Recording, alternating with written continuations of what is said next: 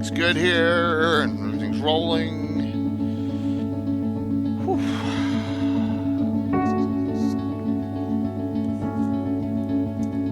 Check this.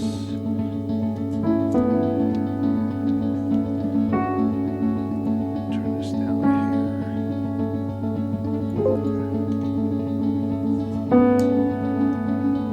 Looks good, looks good.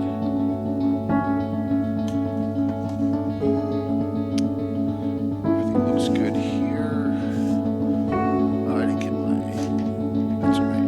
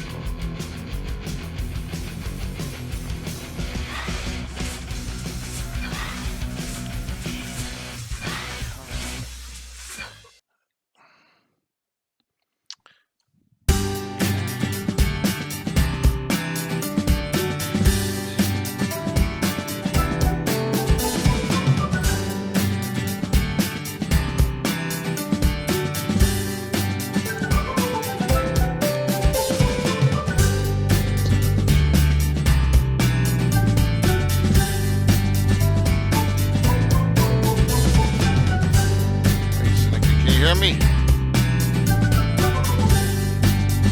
Still doing some sound tests. Yeah. Okay, good. Good. What's up, Katana? What's up, Alsamine? Good to see everyone.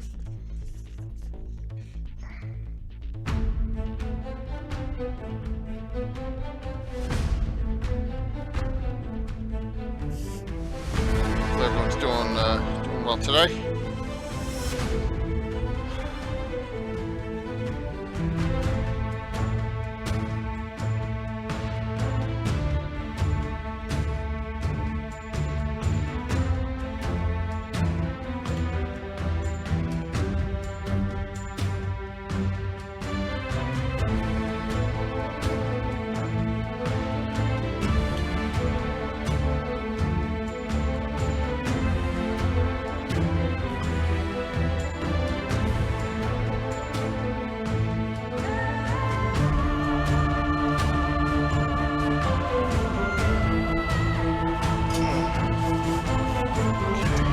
What's up, Patrick?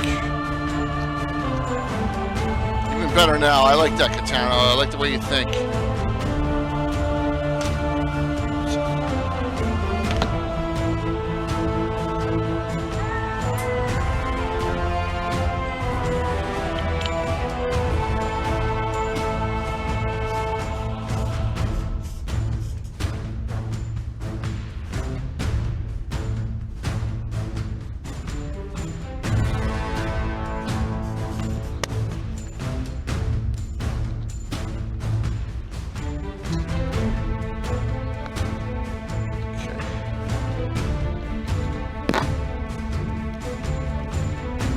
Cords are all wrapped. There we go. I'm trying to unwrap my cords that are wrapped around me. I finally got that done.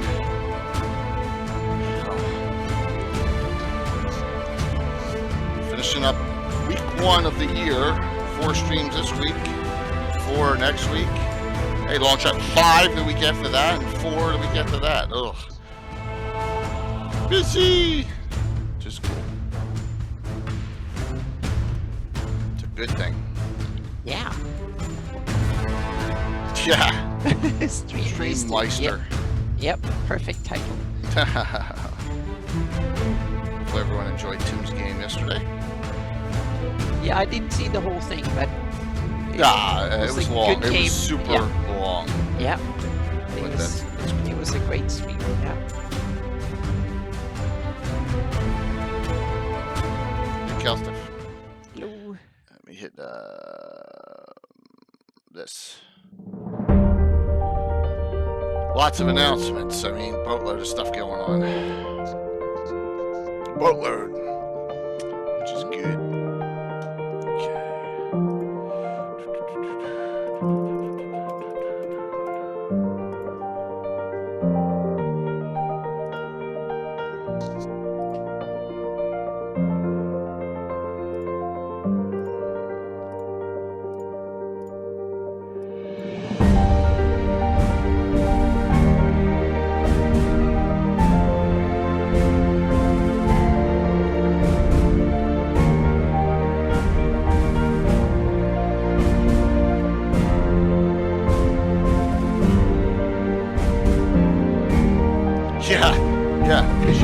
anyone? Yes. Shocked he didn't kill anyone.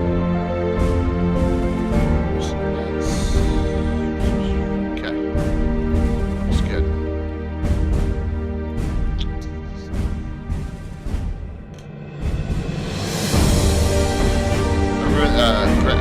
Sounds good, right, everyone? Make sure.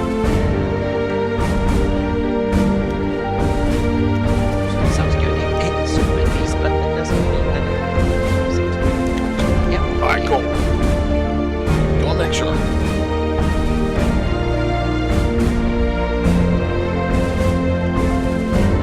So much prep for just so much good.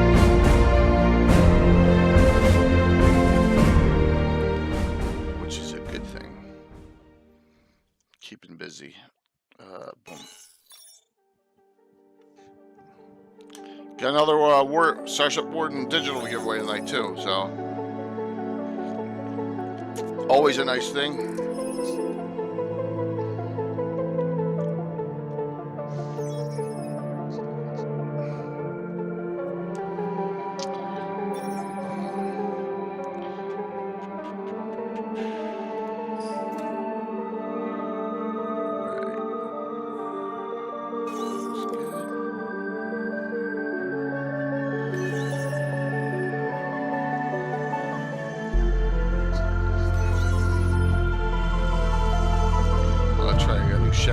Shout-outs here, just so I remember where I put them, because I moved stuff all over the place. I ran out of shout-outs. What did you press the wrong button?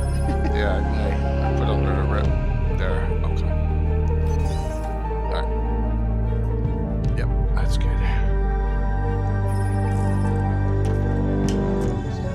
I got so many shout-outs that I just duplicated it. Used some that weren't using, because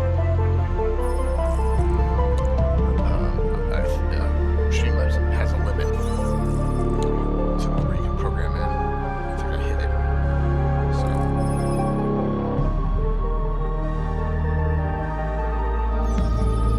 Hey, Jim.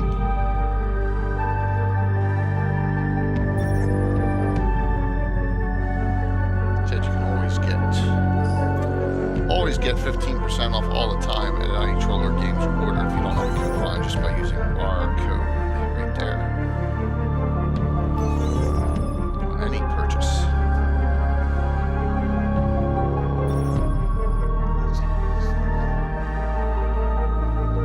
Hey, thanks. Yeah, that's good. Use it up. Use that code.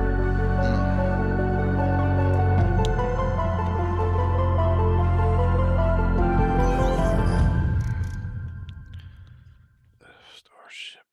All right. Let me hit this.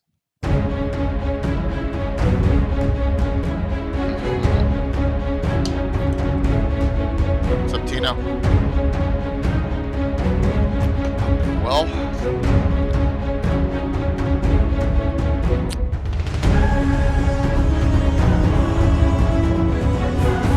yeah, well, Tino, planning. We played 4 stringers. The entire defense was no starters. Yeah, 4 seconds. It's immaterial. That's what happens today in San Fran and the Saints. Whether they won or lost. Oh, look at that. We almost got a hype train already. Holy jeez. Wow. You never know, man. You never know. You know, you never know on that.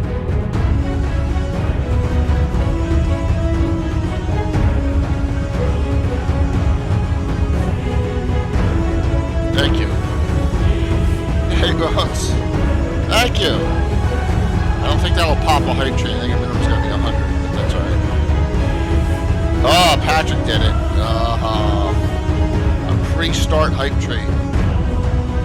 Nice. Point.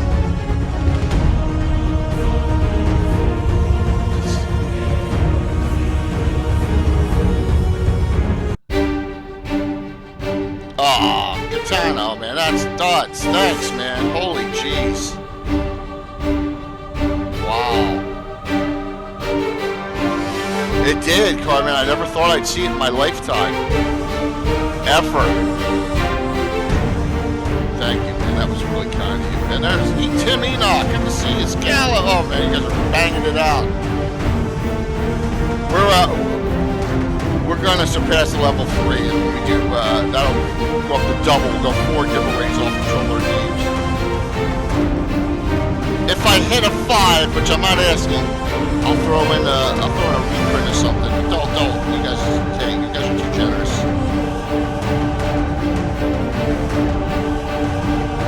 Good.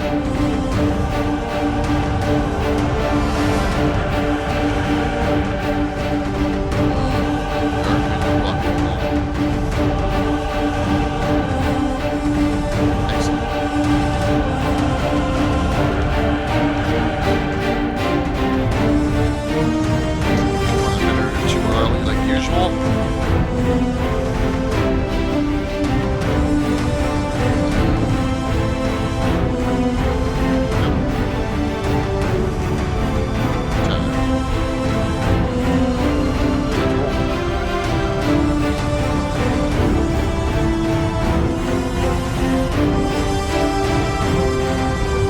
Inching along there. It's inching. Hey, we're 2 minutes early, so why not, right? Yes.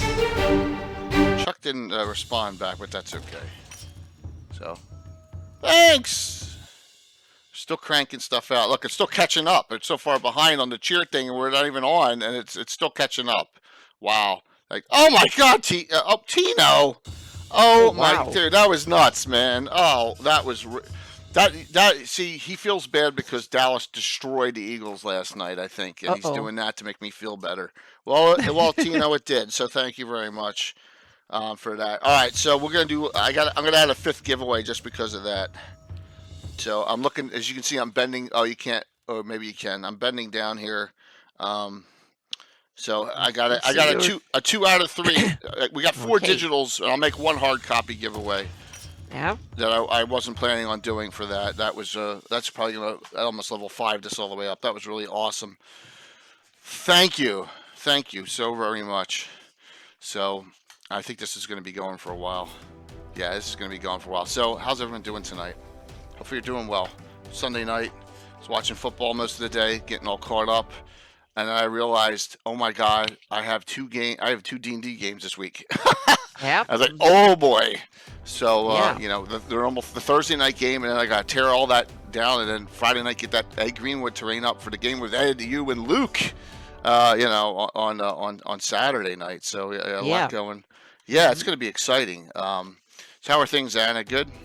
Yeah, it was good. I was supposed to have had a session this morning, but I had to cancel it because we had a family Zoom reunion, a little bit get together with my Swedish family on Sunday mornings. Oh, really? Sunday evenings for them, and a few that I haven't talked to that often. So I had to cancel this week. But we played a couple of weeks, like every week for a couple of weeks. So we're still okay. So next week we'll do a longer session or something. Yeah. Well, good.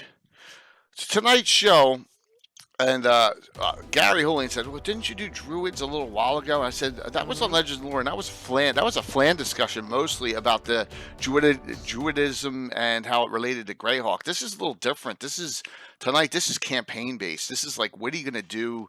How do you, like a Druid is not just a Druid, right? I always, first edition, you started with your base, and then I started experimenting in 2nd edition when Specialty Priests came out. We all said, why can't we have the same thing but with Druids? I know, Anna, you see the Druid as its own. Yeah, well, in a way, I see Druids as a template for what the other priests should be, meaning they should have special powers and be, meaning they should be more unique, so to speak. They should have unique, cool capabilities and stuff. So I see Druid as the very first specialty priest in a way. Oh yeah, back in the day, absolutely in 1st edition. Absolutely. And then in 3rd edition and Pathfinder 1, where I have had my main part of my Greyhawk gaming, then it made it easier because they had the domains and they had kind of powers that were tied to it. So you can simply, it was just like puzzling and say that, okay, I have a sun god, I have a war god, and a good one, and you just threw these in there in the mix and you were good to go. So it was very simple to create various stuff. And but the Druid was still held special, which to me is kind of cool in a way that it is special. But I'm also interested in the history around it, not only the mechanics of the class, but more how does it belong in my campaign? Meaning, what is the Druid organization? Right. What is the old faith? How does it tie into the world? Where are Druids? And do they run territory? And what are their influence and power and organization, so to speak? So for me, I'm sadly in a way neglected the game mechanics and just went with whatever the rule system have said with a few tweaks, and been more interested, and especially in my Shieldlands campaign now, I've been very kind of, I wanted to see how is the old faith and its abilities and stuff as a culture, an organization, a religion and stuff, how does that tie into my campaign? That has been, and Shieldland is not really, at first glance, it's not really a flan place. It doesn't really have much clout when it comes to Druidism and stuff. But then I started reading history and stuff, and I realized there is more to it than this. Okay. And that, because it is a frontier country, and therefore I think it was. It kind of is. interesting. It definitely Yeah. is a frontier country. So it became part of one of my two main pillars of the campaign, so to speak, became old faith and Druidism and stuff. So for me, and we've rarely streamed it. I think only 2 or 3 times. And I'll just do a quick synopsis here. And of course I got the Altamira thing up here, but on the map, if we go here, this is where my Druids are. So we have a Druidic campaign right here in the Vespy Forest, and everything that Anna mentioned background, hierarchy, sex, sects. Okay, my bad speech. Different rivalries between Druids. Well, I'll discuss all this and see if we want to incorporate something that's similar. But we did that with classes too, because we wanted to create, just like in specialty priests, there's a difference between a priest of Tritharion and a priest of Ayus. And there's a huge difference. Yeah. And there can be between Druids too. And I'm going to show you what I did with that. And then our the Avenger class I created too. Or I could say ripped off a lot of it from Baldur's Gate 2 and made another class of Druid, which is a little different. But we'll get to that. But that is so you say you have it in Vespy. What about Druidism and Druids down in Altamira and the Uliks? Well, absolutely, and we utilize them. We utilize those. There's plenty of Druids, but as far as a campaign area based on Druidism and the rivalries between them, that's 100% the Vespy Forest area. Just because that's what we decided to center around. Now there's a lot of classes. Like, not everyone plays a Druid. There's people playing Elven Cavaliers and Bandits and Rangers and Fighters and Thieves still in that area, but it's mostly the whole idea behind it. And I'll tell the story of that. We'll get to that, of how it came about and what we did. And I'm hopefully, give you all some ideas on what you can do. And there's going to be some charts scrolling through, but I can bring them up on the large screen as well. What's up, Mike? So hopefully you're starting your game, Mike, and it went well. Just a quick announcement here. I'm going to throw this up on the main screen here if I can locate it. I thought I had it right here. You know what? I think I have it in my other subfolder here. I think I still have it. So you may have seen that I've kind of set the dates for this, for the Greyhawk Mega Stream fundraiser for 2022. So we're getting pretty close now, and we'll talk about this a little bit later as well at the end for shout outs. But for those who are just hopping on, the date is going to be, good to hear, Mike. It's going to be 3 days this time. Wow, that's like a whole convention. Kind of, but it's going to be straight through, and there's anything going on. So we're gonna have streams on this Friday, and we may have an early morning stream Friday, but we're gonna have at least 3 streams Friday, at least 4 streams Saturday. Saturday's the big day, and then at least 2 streams Sunday morning. I didn't want to tell anyone no yet, and there's a couple other streamers who said they wanted to participate, but we haven't finalized things yet. So we may even have more than that. The list of the 9 that are already approved and are already going are there. Praetors, Wily Hobbit, Lawful Stupid, Castle Entertainment, Blue Box, Wicked Studios, Troller Games, Time Lord's Wife, and myself. So we have 9 streams already set Awesome. for it. So just note, and the theme is There Be Dragons. Yes, there will be. So Bill and Mr. Crafter's working on some new stuff already because he's always chained in my basement. But we're gonna have some fun with that coming in that weekend, 18th, 19th, and 20th of February. Hopefully, we raised $10,020 or something, 1025 or something last year during this. It's going to be Bones, and I'm going to have some special reach outs for people to play in that game. I've only reached out to one person so far. He's going to let me know shortly. That's Eric Mona. So, because Eric's always great in these fundraisers, but he may have to travel for work that weekend. So we're trying to finalize that. It's going to be a fun time. I'm going to have some great stories and all, and I hope you all have enjoy that when it comes around and we raise money. There's going to be some great giveaways. For example, and I'll just show you this. These prints are coming. We have 2 Elmores coming giveaways. There you go. Both of those, and they're like 24 by 30s. They're the large ones. Signed Elmore prints will be coming of teamwork and a new friend. So we'll have those as we'll have some great things. I also have that sealed Free City Grout box set I've been showing from, we got a lot of great things. Plus our sponsors are all going to step up like they do every year for this. We're going to have a fun time and raise some nice money for yeah, absolutely. I just love that one so much, and that's why we actually also have the minis of the horseman and the woman underneath a rock. Those minis are actually been made by Dark Sword, and we have them coming too. So we got a lot of neat things that are coming. But all right, back to Druids for now. So Druids are cool, and I don't think they're like forgotten as much as like illusionists were, right? Like illusionists kind of seem to be a complete afterthought in first edition, but I think Druids really wanted to. The first edition makers really wanted to see what they could do with them, and then second edition came along with the spheres, and I think, and Len hated it. Len was angry at what they did with Druids. He thought that they should get their own sub, class, and they didn't. Oh, you know what? Giveaways. All right. Yeah. Giveaway. Let me set them up. Yep. Let me set them up. Well, I remember. So, giveaways.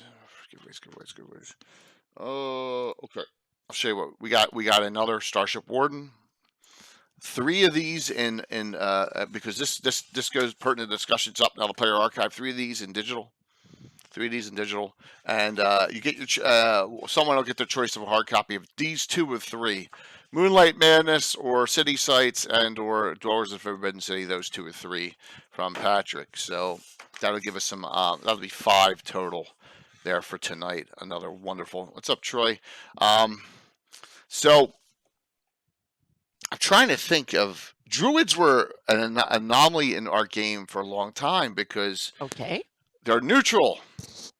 And the Order of Ulick doesn't allow neutral characters in. So Druids were like, I'm playing a Druid, but I can hang out with these adventurers, but I can never join the Order. And so that was a problem. I had a problem in the beginning with the neutral Druids because I took it literally, meaning Druids on an individual basis had to be neutral. And that was kind of made things kind of, because I saw the most as good. And when you read Hamlet and you have Jeru, and he seems like the nicest guy in the village, and the one that blesses the fields and heals the injured, and he has his little cottage there, and so on. So he seems like the nicest guy in the village. And so I had a problem with Druids being neutral. And then I started thinking more and reading more, and there were more follow-up material. And I started realize it's not the individual Druids that I want to have neutral. It's the religion that is neutral. The old faith religion is neutral.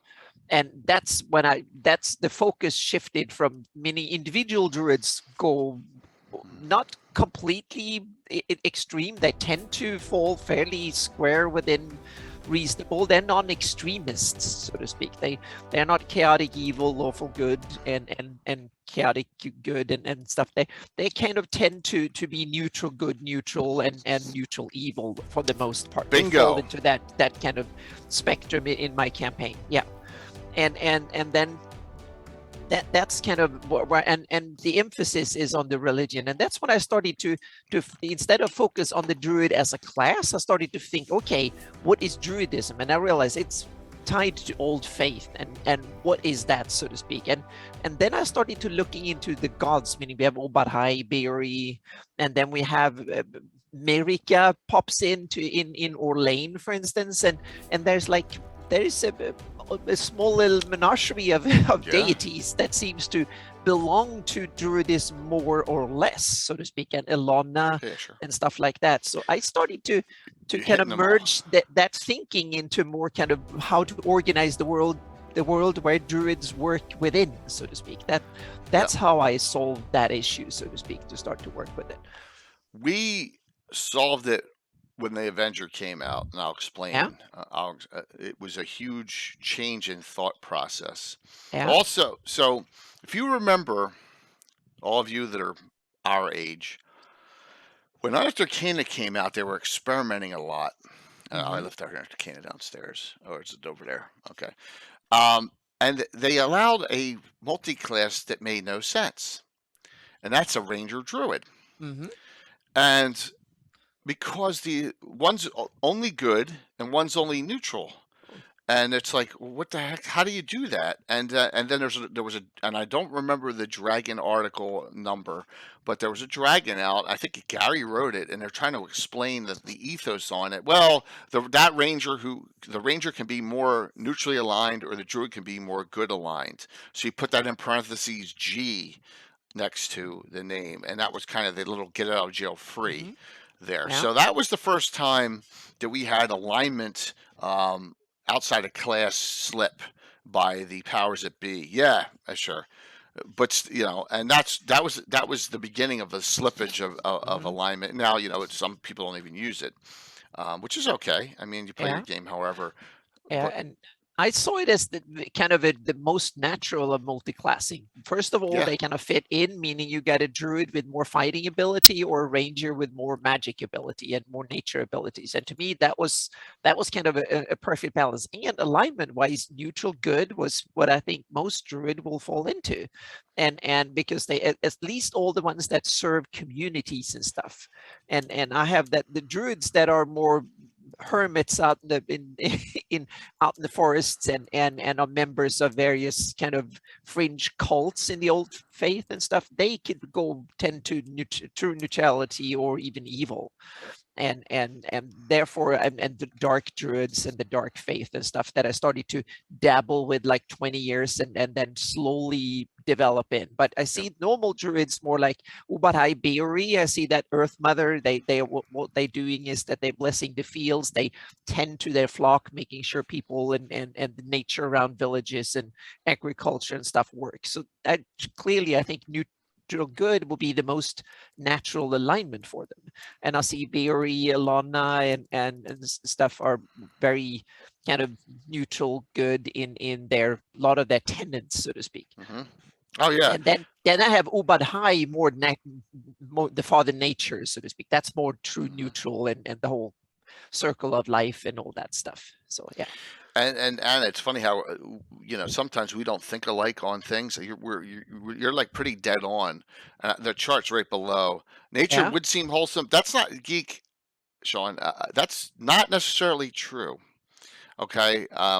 Think about like someone who doesn't want stone city structures in their forest. I mean, is that that could be a nature thing, but I think about a lot of the this is really taken to an extreme, but think about a lot of those that want to go back to the way things were 1,000 years ago, like Pol Pot. Yeah, but you can. You know what I'm saying? That's the other dimension where you have to. Meaning, a lot of campaign and Greyhawk, they play druids as tree huggers, meaning they're environmentalists. They protect nature and stuff like that against civilization, and meaning wear no metal armor and stuff like that. They are very, very kind of almost seems to be a bit like against humanity and all its accomplishment, and go back to nature. There's nothing wrong with playing it like that, because a lot of the published sources and stuff states that that seems to be a lot of the game developers and module writers and so on. That's their druids and druidism. I tend to see them as different. I had the period back 20, 30 years ago. That's how I played druids too. Now I think they have a different purpose. And to me, they have gone more from being tree huggers to be flan cultural protectors, so to speak. They are there to protect flan people, flan culture, and everybody who respects them, so to speak. And it's been that's one of the changes I'm making in my campaign. During the early expansion and stuff, Druidism was on the defense, meaning the Great Kingdom and its religion and culture was kind of pervasive and started pushing everything out way in the world. And then now when the Great Kingdom is falling apart, there is a resurgence in Druidism and old faith and stuff. And that means that they're less militant, but winning more hearts and minds, so to speak. And that's where the dark druids and stuff comes in too, because they are the kind of the other side of protecting flandom and stuff. So I try to but it's been something that's been evolving in my thinking and my campaign making and world building for the past 20 years. And because I wanted for more fun, interesting campaigns, I wanted the dark faith, the dark druids and stuff to have more room, and there needed to be a function for them, so to speak. So I kind of widened the old faith to encompass everything from the normal Jiru-like good-hearted figure who's there to protect the village and help out, to the really dark ones who are there to vanquish the enemy and annihilate threats to Flan and the old faith more in general, so to speak. It's interesting. Yeah. So, all right. Well, let me just start on Yeah. from a point here. Yeah. So, and discuss what we did. We decided back, and I don't know how many years ago. This is the thing: when you play for so many years, you lose perspective on when you started. The Defile Glades was here at the end of the war, and it was like it's an abomination on the Vespi. So the whole point of a new group of adventures we did, and they never had a group. They were always called the Vespi group, the Druid group. Never really named them for the first 20 years. So I said everyone had to play at least one Druid or this new Avenger class when it came out. So it's early 2000s, and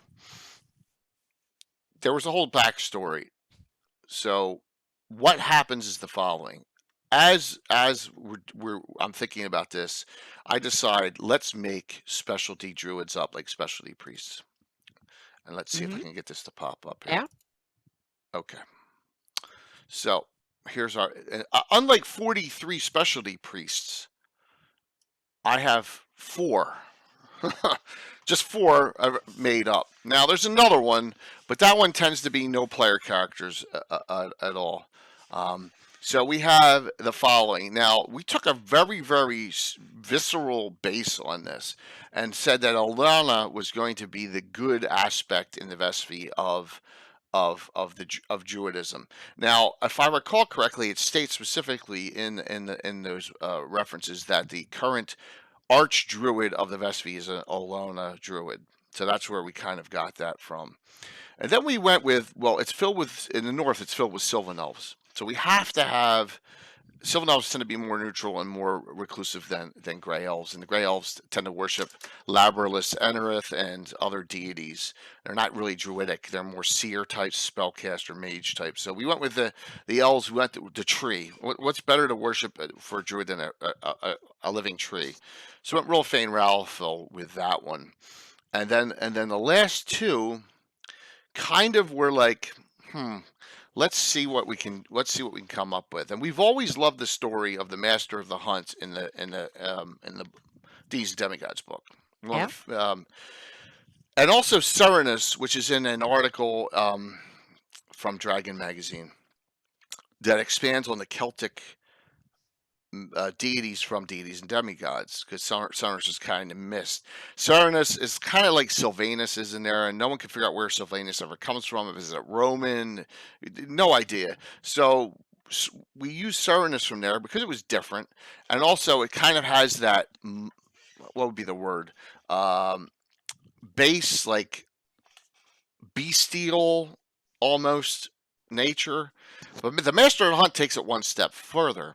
And while I was perusing through the great books of our friend there, Eric Boyd, with deities from the Forgotten Realms deities, I found Malar in there, and I'm like, holy shit, this is perfect for the Master of the Hunt. And I actually did ask Eric Boyd if that was where the idea came from, and he kind of said, well, I don't want to say yes, but I won't say no.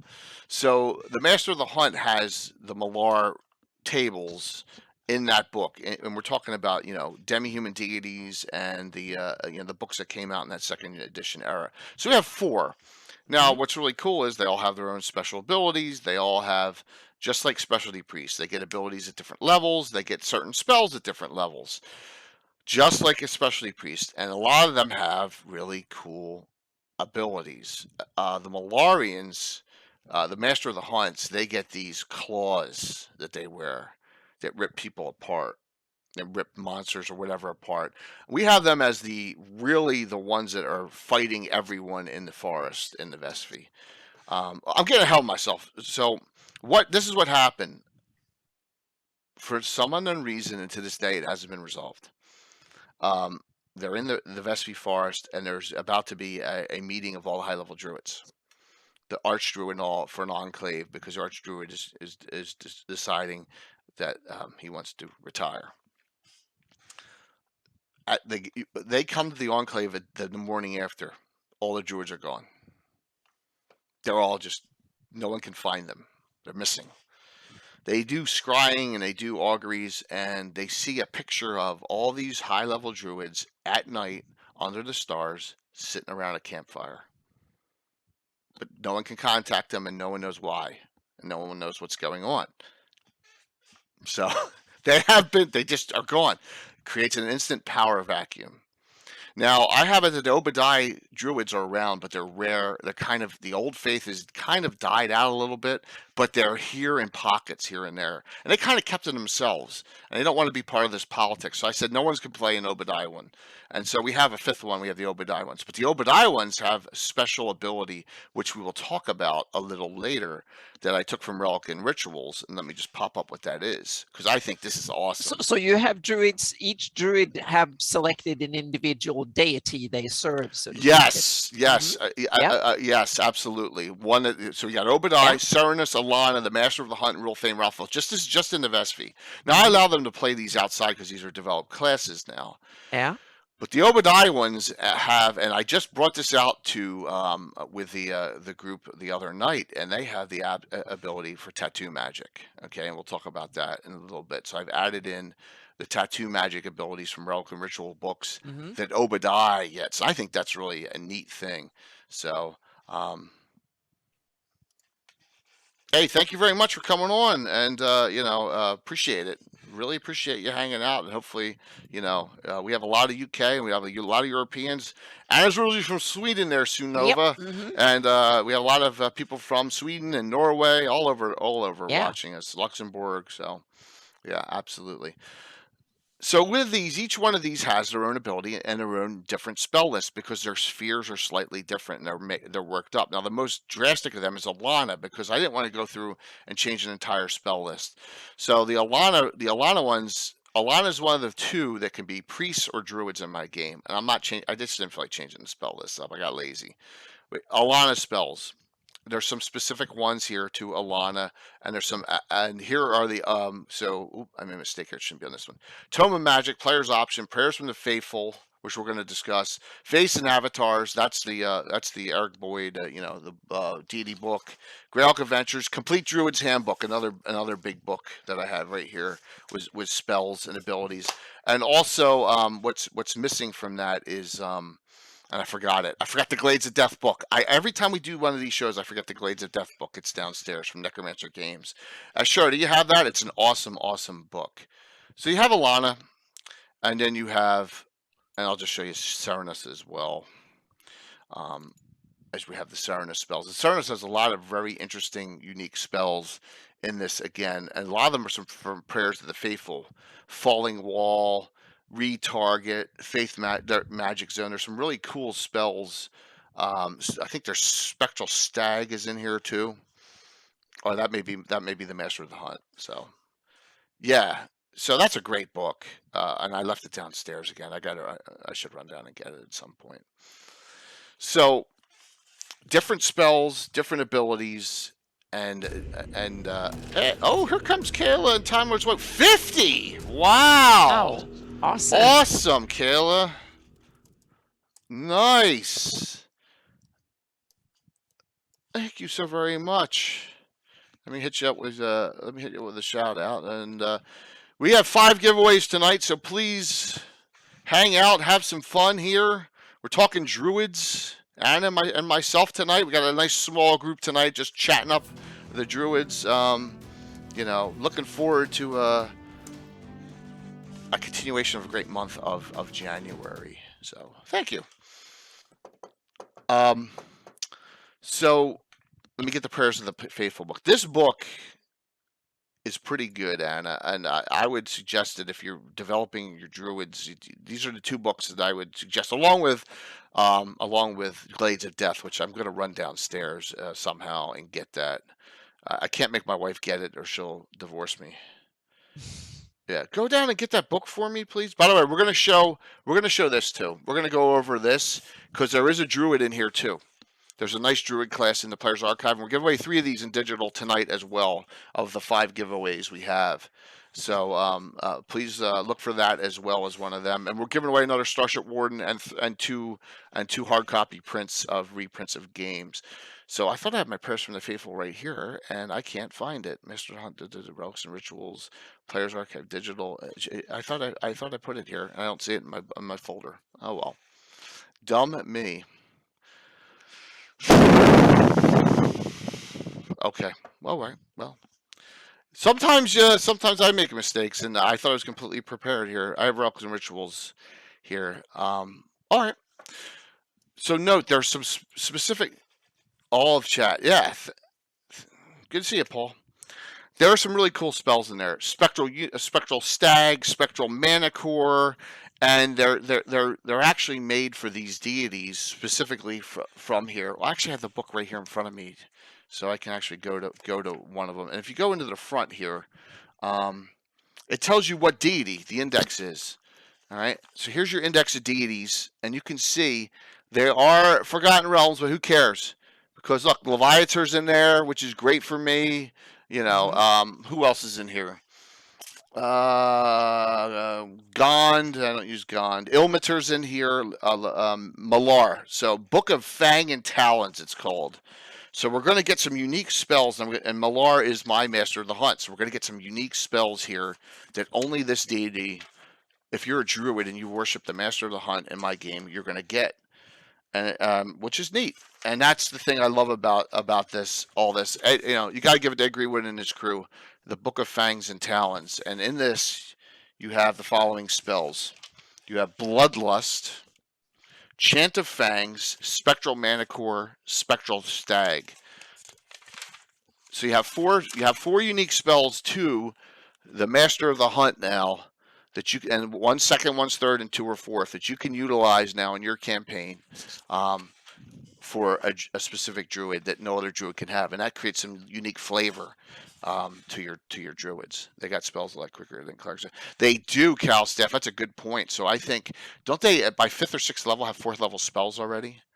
You're absolutely 100% correct on that. They do get spells much faster than clerics, and they go out and they level up very fast too. That's interesting. Yeah, in old school, since they had different XP tables, that also means that there was meaning power equality and level that way didn't work that way in old school. It's kind of, that's something that came with 3rd edition and later editions when they tried to balance power between classes and stuff much more. In some ways, it's more like some classes are powerful at low level, some at mid level, and some at high level.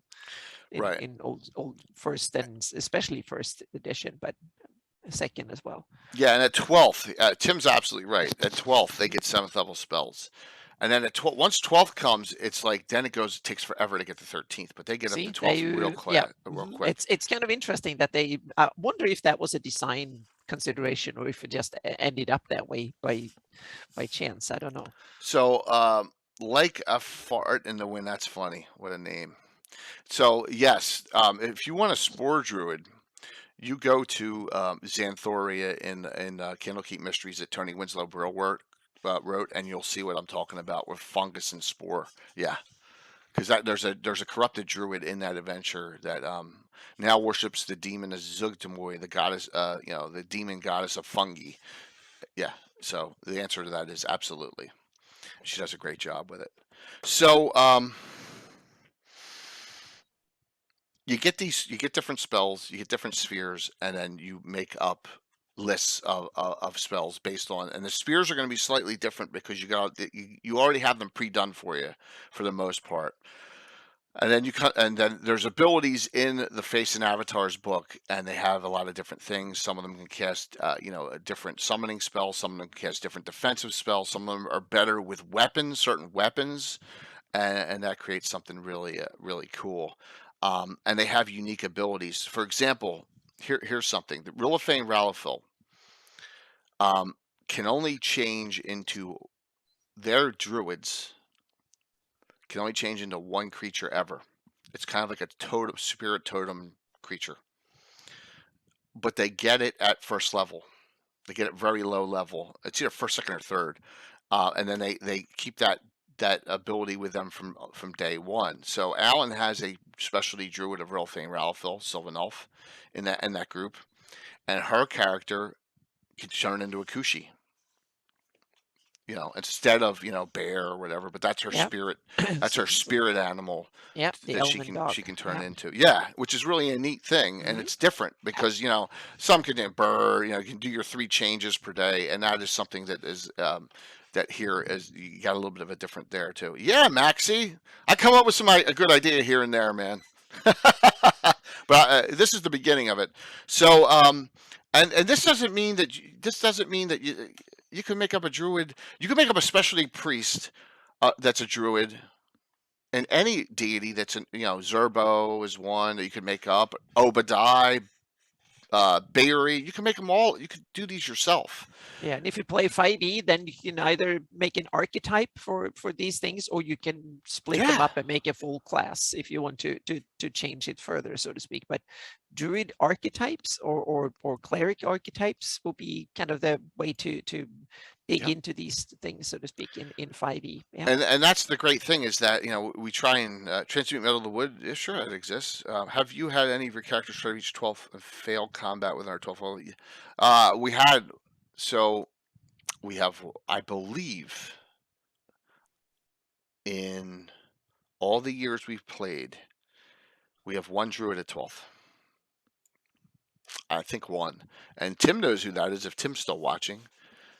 That's Tim's dad's character, Petronius, and he's a druid thief. I think he's the only one that has ever made 12th level in our campaign. I'm trying to think if we have a higher level one. Yeah, and he defeated very easily his combatant with trickery, of course. So I don't recall us ever having another druid go. I don't think we have a druid go to 13th ever. It's been, I think 12th has been the furthest out we've ever done. So here's the regular druid spell list. And one thing with multi-classing, I allow druid thieves. I allow druid magic user druids are really cool. Anna's got an archer druid, right? No, archer thief. You have an archer thief. Yeah. You have an archer thief. Yep. Archer thief. We have who's got an archer druid? Walt's got an archer druid. So we allow some multi-class with druid. So the Druids get the base spells here. They get the base spell list. They don't get specialty priests, just like a specialty priest. They don't get their special abilities, but this is all the spells. A lot of these are in Earth Arcana, and if it's noted, if it's somewhere else, it's in here. Going through all of my second edition changes, but this spell's a lot less than the specialties.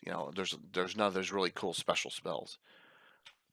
No, not neither of those. So, Lee, one thing I don't allow: you cannot be a subclass of a main class in a multi-class. You can't be a fighter ranger or a fighter paladin. Now you could dual class, but you can't be an assassin thief. You have to, because they're subclasses of each other. You have to have magic user thief, cleric mage, druid mage, druid thief. You can't have the subclass and the main class of each other. Yep. So Kushi's a monster manual too. Yes. Yep. Absolutely. So paladins also can't multi-class. Certain main classes cannot multi, but they can dual. So yes, and that's semantics. You can, like I said, in your game, you can do whatever you want. Third edition, fifth edition. Devise your multi-classers or the way you want to do classes. It's fine. It's just the way I did it. So Anna, do you in your game? Your game's in fifth now, right? You went to fifth Yep. fifth edition. Yep. How do you handle druidic advancement and druids? Well, we haven't got to it, but while you're talking, yeah, I'm gonna get that book. I'll be right back. Okay, yeah. So it's kind of interesting that we have an organization where the character belong to that kind of sets the limit. And to me, I've never had a druid that high that we've had. I think it's like, what is it, like 9th or 8th level or something, when you start going up in the circles where you actually have to defeat another character, another contender of the post, so to speak, and that has that position in the religion or the organization. And to me, it's kind of interesting. Is that the only druid that can have, or only character or like NPC that can have those abilities, or can you learn them without having to have the position in the order? Meaning you might be able to cast spells and you might be able to use these features, but you will not be part of the order, so to speak. And that is kind of, it's hard. Thankfully, I haven't had to have that kind of limitation yet, or run into the problem of getting to have to manage characters, druid characters at that level. So it's one of the kind of limitations that one of the problems that I thankfully haven't run into yet in my campaign. But it's one of these things that I think should be handled as a great thing in game. You should kind of plan and prep for it, and then as the character get closer to like 12th level and they had to fight, so you should gear up and say that, okay, now when you have a far away, when you're entering 11th level, you should kind of prep the player and the character and prep your campaign to have to go to an event and make a huge event of it. The problem comes if the character fails. What do you do then? Would that character not be allowed to enter 12th level, or do you have like an I was starting to think that you should have an alternate version of the class, meaning there might be a few features that you only get if you've managed to succeed at the test and dethrone the other guys, so to speak, and you are the winning and get that position. But there should be kind of an alternate version. What do you do with druids that fail the hiring process, so to speak? What do they do? Do they go out and become some sort of other character, or have some other position or something?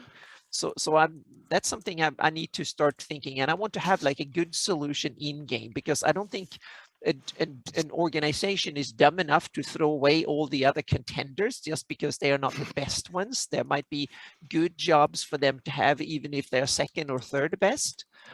So they want a lot of them to aspire, and then they don't want to throw away everybody else. There should be some interesting career path even for the losers of that duel, but they will not be.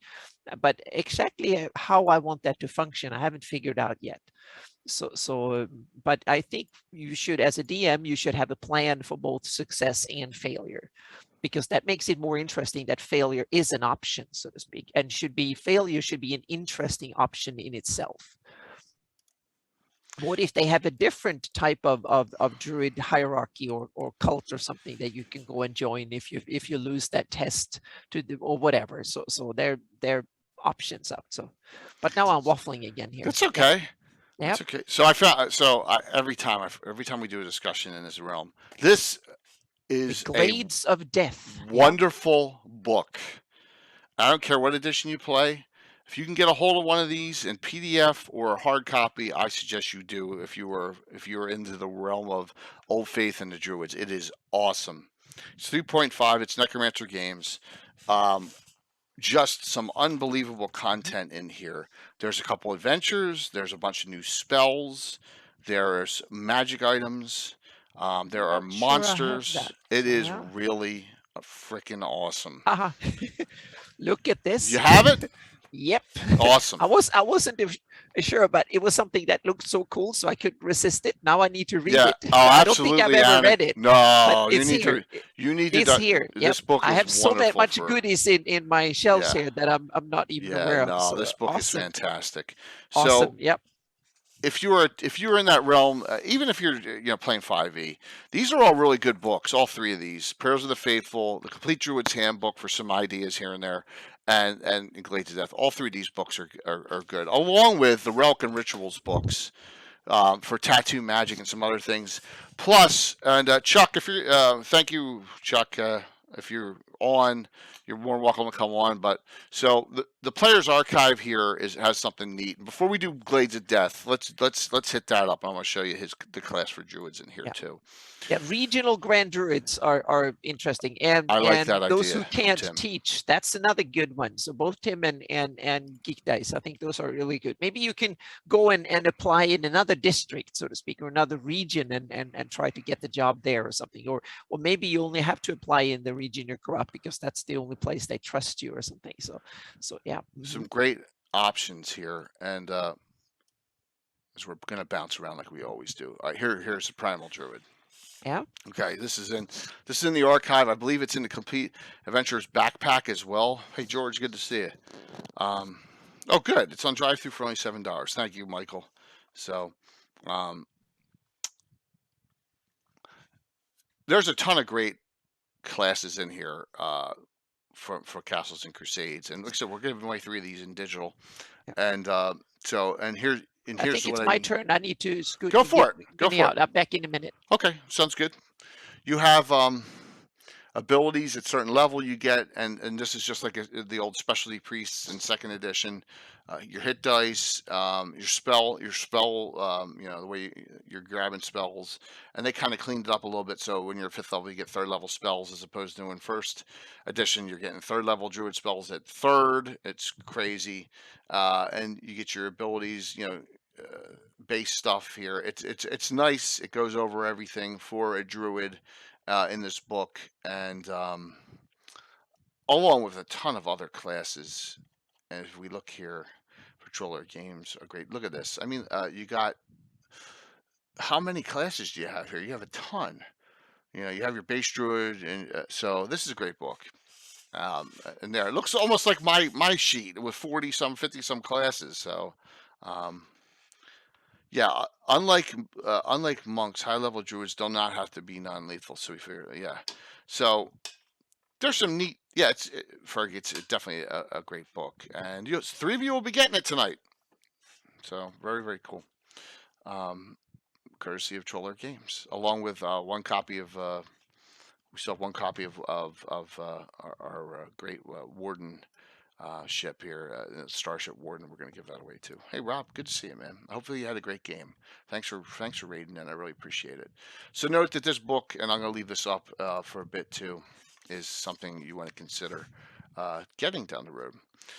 All right, so class-wise, in this Vespi Forest game I have, all right, in the Vespi Forest, we have way up north an order of location. This is Bill's character, um, Alanor Moonchild. He's actually a knight of the High Forest, but Knights of Ulick work out of this area in the Beastman Forest, and they found this long time ago. It's called the Eagle's Nest, and that's the only real keep location that they have. But in my campaign, we have as well the Retriever's Grove, which is on the edge of the Defile Glades, and they're trying to actually retrieve or recover and repair the Defile Glades. The Druids are, so they're making attempts to do that. So what has happened now is with these classes, we have fighting going on between the Druids because the high level Druids all disappeared. Any Druid of 12th level or higher is gone. There are none. They all disappeared out of the Vespi Forest, and no one knows why. And when they scry on them, they found out that they are sitting around a campfire, like they're in some pocket plane or they're in suspended animation. No one knows. So that leaves a lot of fun things, and that leaves a power struggle between all the Druid sects. So most of the Druids that are in the group are either Serenus, Rilfane Ralpha, or Alana, and they tend to be fighting the Master of the Hunt ones, which are out to basically eliminate the other Druids. And that seems to be what's going on. With that, you have Ayu's forces, which they all fight, and this is what I like, where you have factions fighting each other. But all the Druids fight the Ayusian forces. The Master of the Hunt Druids do not ally with Ayus at all. They kill them. You also have the Torch of Grumsh in this area, and the Torch of Grumsh is detailed in the Marklands, like 2 paragraphs. And they fight the enemy of my enemy is my friend. Mm-hmm. They fight the Ayusian orcs and Orogs that they can't stand because they are indigenous orcs to the Vespi and have temporarily allied with the Druids and even some of the Knights of High Forest and whenever there's Ulick Knights up here, because they want the Ayusians out of the Vespi. So you have all these different factions fighting each other. It creates some interesting partners. Yeah, meaning Ayus became such a force that a lot of things that didn't like each other all of a sudden started to realize they were in the same boat. So yeah. Absolutely. So it's fun. It's real fun to adventure up here. So what, maybe you talked about that when I was gone. What about the relationship between Old Faith Druidism and the elves in Vespi? Right. So the Old Faith, I have them as mostly human and half elven. Obadiah. I use Obadiah a lot to show them. Yeah. And there's one in the depths of the Defile Glades. There's a Druid who sends them on missions to try and reclaim, recover, repair. But she has a shack right in the middle of this like stinking bog, right? This awful place. But I have it that the Old Faith was the keepers of inscribing tattoos onto your skin and imbuing them with magic spells. So the Old Faith is the last of the well, it turns out now there's another one down in the Cairn Hills that we saw on that Thursday night a couple weeks ago. But they are the keepers of the tattoo magic, and they are trying to remain. I have the Old Faith staying neutral as possible. They see themselves above all of it because it'll all balance each other out in the end. Does that make any sense? Yeah. Mm-hmm. They're not neutral good. They're not neutral evil. They're neutral, right? That nature is going to take its course, but there's things that you can do. So they kind of tend to. They're not fans of the Grey Elves of the Timeless Tree at all, because they are all, they see them all as, like I said, seers and magical. Yeah. They see more with the Greyhawk and the Sylvan Elves in the far north, but they rarely come across them because they are. Like Obadiah there's less and less of them, and this is like the new age of the other Druids, the Druids of Serenus, the Druids of Alana, the Druids of the Master of the Hunt, and that's the way. That's kind of cool. I have it that the Old Faith is originally a merger of the Urflan cults and Elvendom.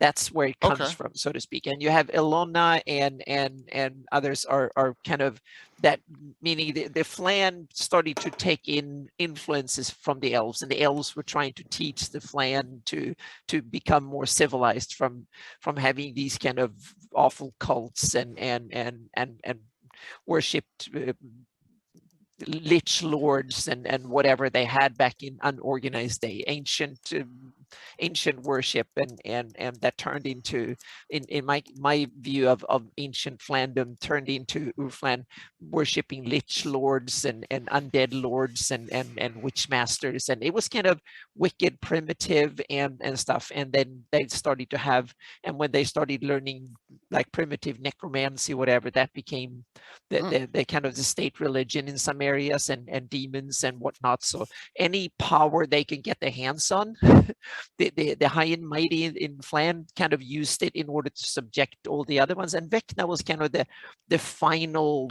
chapter in that story, in a way that Vecna became the tradition. He was the most powerful of those Flan lords. So the elves tried to teach the Flan better ways and stuff, and that influence became the old faith, so to speak. And where this have grown the strongest and stayed that way the longest is in Viluna, and part from down from Furbobong Celine all the way up to Vesvi.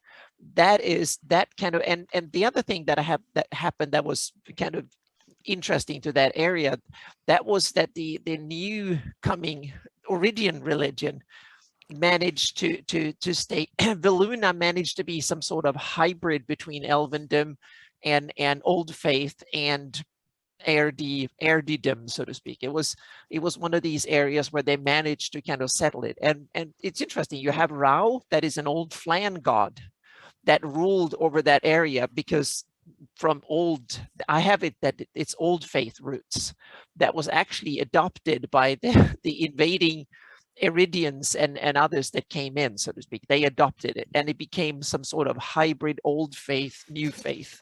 And that's where I have St. Cuthbert coming that way, Palor coming that way, and so on. And they came out of that symbiosis, so to speak, of the early Flan and early Erdi coming in and doing it. And then the Great Kingdom became big, and you had the fight in more of the Eastern Flan, the Flannies, where you have the fight between the now upstarting Erdi gods and the Old Faith. And the Old Faith and the Elvendom kind of succumbed in the East, and there were only remnants left. But in the West, they prevailed. And now when the Great Kingdom is back, it's kind of destroyed and kind of gone, all of a sudden the cultural shift have shifted west, and now you have strong religion in Palor, Rao, Mayahin, Cuthbert, and stuff that have ties both to Old Faith and to Elvendom. And that's where you have the new kind of religious cultural movement coming forth. And that is kind of it. And Erdidum, meaning Poltus and a whole bunch of the Erdi Great Kingdom, Hextorians and Hieronymus have kind of got a second life thanks to Furiundi and Shieldlands and stuff that have adopted the Volunian kind of Western Erdi Old Faith religion. So there is now an interesting cultural shift. All of a sudden, most people in Furiundi and Voluna, they will not see Palor and Ra as old Flan gods. They will see it as the gods we've always had. And Druids can agree, it's the gods we've always had.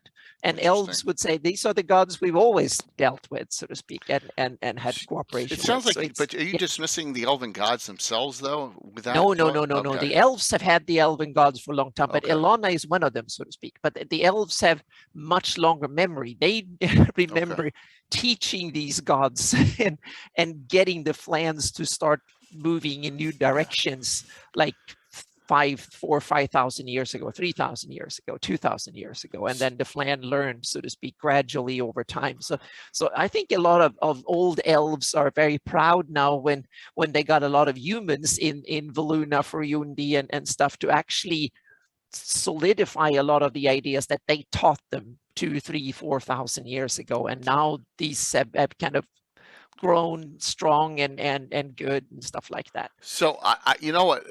I'm going to tell you what I think the difference is. Yeah, yeah. See, when back in the 90s, Hmm. I had never heard the word Earthland. Yeah, You know what I mean? yeah, Nothing. and it was There's something. no At first, that was something I stress on read on Cannon flan. Fire, and it kind of came Yeah, in more and more, and then yeah, and I've heard and read in forums and stuff, and then when the Living Greyhawk Gazetteer came out, that kind of a lot of yeah. these kind of theories and ideas and stuff that I read earlier came in a book form, so to speak.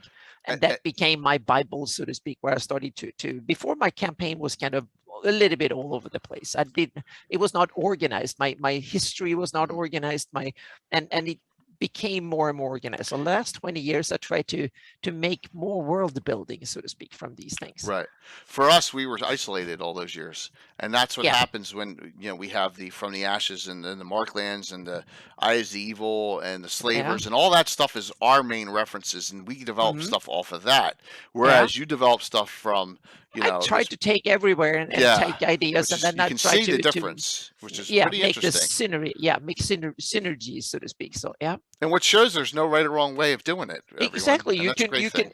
the important thing is that you get the kind of environment you want to run your games in. That's the important thing. So build towards something you're interested in, that you can spin off interesting histories from, and so on. And meaning, it depends on what you're interested in, what you want to build. If you're like heavy into politics or whatever, then that's cool. Then you build your campaign around stuff like that. If you're into ancient occultism and I want to have cool artifacts that pop up and lay scattered around, and you have to kind of get the mystery behind them or whatever. And Tolkien, language was his thing. That was his base. And so you can kind of base it on many different things. And even if you base it on different things, you might end up with very similar things or very different. And that's and it also depends on what references you're using. Whereas Anna says she's using Cannon Fire and Living Greyhawk Gazetteer, I'm using Necromancer Games reference stuff, like this book. So and some limits their stuff from what Gary wrote, and some of it is what was in the '83 box set, and they skip everything afterwards. And truly, yeah. So it depends on how wide you want to search for your inspiration too. Absolutely. So, for example, in this book, here's I've used this recently, a lightning treant, really cool monster, quenching treants. There's all sorts of neat stuff in here. Are you in the yes, page 30? Yeah, absolutely. You're in this one then? Yeah, okay, absolutely. Good. Yep. Just wanted Tree to make sure. Hound, Vampire Moss, which that existed. Yeah. Awesome. Thank you so much for presenting this. Oh yeah. Trust me, you want to use this book. This book is awesome. That I had in my I've been sitting here all along. Yep. So here's something I love, and you may see this once in a blue moon in my games. So they have these templates in 3rd edition, which you can add onto a thing, certain undeads or whatever. Animuses was basically a template in 3rd edition, right? So I'm laughing at Tim. Yes, you're gonna make official treants. I already have. And there is one in my Reldevin campaign. That was one that was Vagamavasek or something like that. That was actually introduced by the Living Greyhawk crew. They introduced it in Fellwood, that they turned into the Bonewood, and that was a fiendish. I'm not sure if, but more abyssal. Yeah, treant. So yeah. So it's been part already. Yeah. So ivy bound. Okay. You can make monsters ivy bound, where the ivy is actually like infused into their muscle tissue and stuff, and it hurts. Yeah. So they almost turned like plant. They become almost half plant. Eventually they will, but this is an ivy bound bugbear, for example. So so the armor class gets better, and they get a lot of ability from it. So kind of like a yellow musk creeper. So it's some neat things that you can do that's in this book. And then you have this adventure. You have Howl on the Wall. Look, Bill Webb Frog Guy There you go. Games, Hmm. right? Wrote this. That was So back in the day when yeah. Necromancer Games. Hmm. So just so you're aware of, there's some neat things in here, some other adventures, and some great items. I think that one of my favorite is here. I believe the Axe of the Green Knight is in here. Let me make sure. A really cool weapon that I've given out in my game. Let me check here. Scroll through. Is that magic items? No, it's another adventure. So some really, there's a lot of, there's some other monsters that you've seen. These are all from, I guess they lost the rights to these D&D. They never put these, but these are all Monster Manual monsters in that section. So that they have back here, they're not new, but maybe I missed it. All right, but I thought there's some cool magic items in here too, and some great spells early on. And you've probably seen some of these in my game. Like, I believe Silver Lance is from this book, Tim. Silver Lance is here. Here's Silver Lance you always ask about.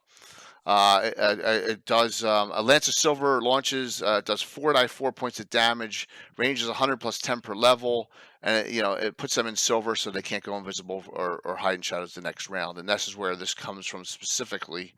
This book here. So you got some cool spells in here as well. Branch Assault, where the trees actually attack you, but they're not alive. Alan uses that one a lot in the game. Animate Roots he uses as well too with his druids. So yeah, it is confusing, Mac, but who knows? In this case, it's its own separate book and it's really cool. Well, thank you, Wiley. That's what I try and do. I try and take what I learned, what I figured out, and what I use, and give you ideas for your game. That's exactly what I'm trying to do. So this book is a Druids nature type adventure, outdoor adventures. Check it out, Glades of Death. All right, I should have had it downstairs. I shouldn't have left it downstairs. And you have also, like I said, second edition wise, the Prayers from the Faithful book, which may be tough to get a hold of, and the Complete Druid's Handbook shouldn't be that hard to get a hold of. They're both very good as well. The Druid's Handbook is available drive-through RPG, at least as PDF. I'm not sure about the print, but it's at least available as. So it gives you some good. I have to double check so they haven't removed it because some of these stuff actually disappear. All right, so we have our 4 specialty druids, and we have our Obadiah druid. And then for years, I play Baldur's Gate 2 and all the add-ons to it over and over and over. And you have your book, and you have a character named Churned, if you remember him. He wasn't a druid. He was this Avenger class. I was like, this is pretty bizarre. What is this? And he could turn into monster forms, which I thought was neat, and had some other spells outside. And I said to myself, this is going to be easy to make. So I made up a new class. It's a subclass of Druid. Remember, I back convert everything to first edition because it's just the way I am, called the Avenger. So I'm very proud of this because it's kind of really different than a lot of other things out there. Is this a class that is more heavy into melee and stuff than the Druid? Okay. Well, yes, in a way, and you're going to see in a second here, but not with weapons. So the requirements of this, you cannot multi-class this one or duel. When you're Avenger, you're an Avenger for life. You also, your strength and con, because of what happens to you in this, is you start with a -2 in both those initial stats. So you're not going to have a high strength bonuses at all, which you can be neutral, neutral evil, or neutral good. But this is something you're supposed to start at from first level. Yes, first level, absolutely. Yep. So you also get the same sphere. Thank you, Alcimine. You get the Zealot branch. This is the Zealot branch of Druidism, and that's what I like about it because I love zealotry. You get the same spell list. You have to be one of the 4. Alana, Master of the Hunt, Serenus, Roll of Fame, one of the 4. Okay, that's it for this Avenger class. Only approved deities. The class takes a lot longer to go up than it does for Druid. When you get that 7th level, I expanded out so it takes you a lot longer to get up to 12th, like double the time, because this is kind of a nasty class. So you get your monsters, you get your shape-shifting ability at 5th level, and it's not 7th like Druids do in old school. But in addition to your other ones, you get monster forms. where you shapeshift into a monster. And here they are. At 5th, you get this huge spider. 6th, a young wyvern. 7th, a sword spider. 8th, an owlbear. 9th, winter wolf. 10th, northern bear, which is a polar bear. 11th, adult wyvern. 12th, treant. And 13th, you could turn into a green dragon. With all their abilities as a change. And that's how they fight. They fight in monster form. Now you're going to say, well, a spider's not that nasty. It is when the save is save versus poison or you're dead on a bite. Yeah. Right. But this is really cool because Paizo did something very similar in Pathfinder. They made a druidic shifter class. I think it was called the shifter. That was basically a class that was the kind of the nature paladin class. That is very similar to this because it was centered around the shape shifting ability. That was the essence of it, so to speak. And so that was in a way a specialty druid class. Yeah, this is the ultimate, as Tim says. They're going for it here, and they are. A lot of them are neutral good, and a lot of them are neutral evil because it depends on their ethos on what they want to do. Now combine this. I took this one step further. I wanted them to have different spells than the druids, so they have a combination where, and I was thinking, what elements do I want to give them? I don't want to give them fire. That's just too straight out. So I gave them the ability of lightning and energy and earth elementalism.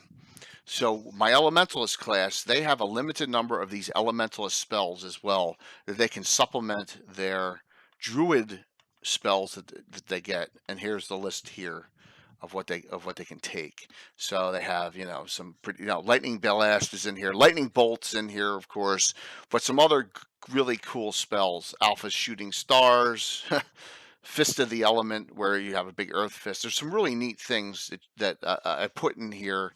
They can also conjure elementals, earth or quasi elementals. So the class has been a success, and we play tested it for, 20 years, Tim, and everyone who plays them loves them because they're different than a normal druid, and they are really, really, they get out there. I think the highest level one I want to say is 9th or 10th in the game because it takes a while for them to raise up. So it's anyone see Dude, Where's My Car, 1999? Anyone know the movie? Sean William Scott and Ashton Kutcher.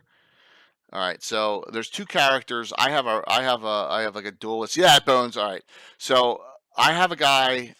He's kind of like, it's a Renche. He's a duelist, really. And then Alan's got an Avenger, and James Reeves, and I have Thad Bliss. They're in the Omega Patrol, Tim, the worst named group that you named. So he's going to argue with me right now. So one of them is nicknamed Dude. The other one's nicknamed Sweet. You get the joke now, right? Dude, Sweet. Exactly. One's named Dude, one's named Sweet. So Dude is like 10th level Avenger. And that's Alan's character, James, and he's pretty nasty. So I think he can turn into a polar bear right now. I think he's 10th now, so he can do that northern bear.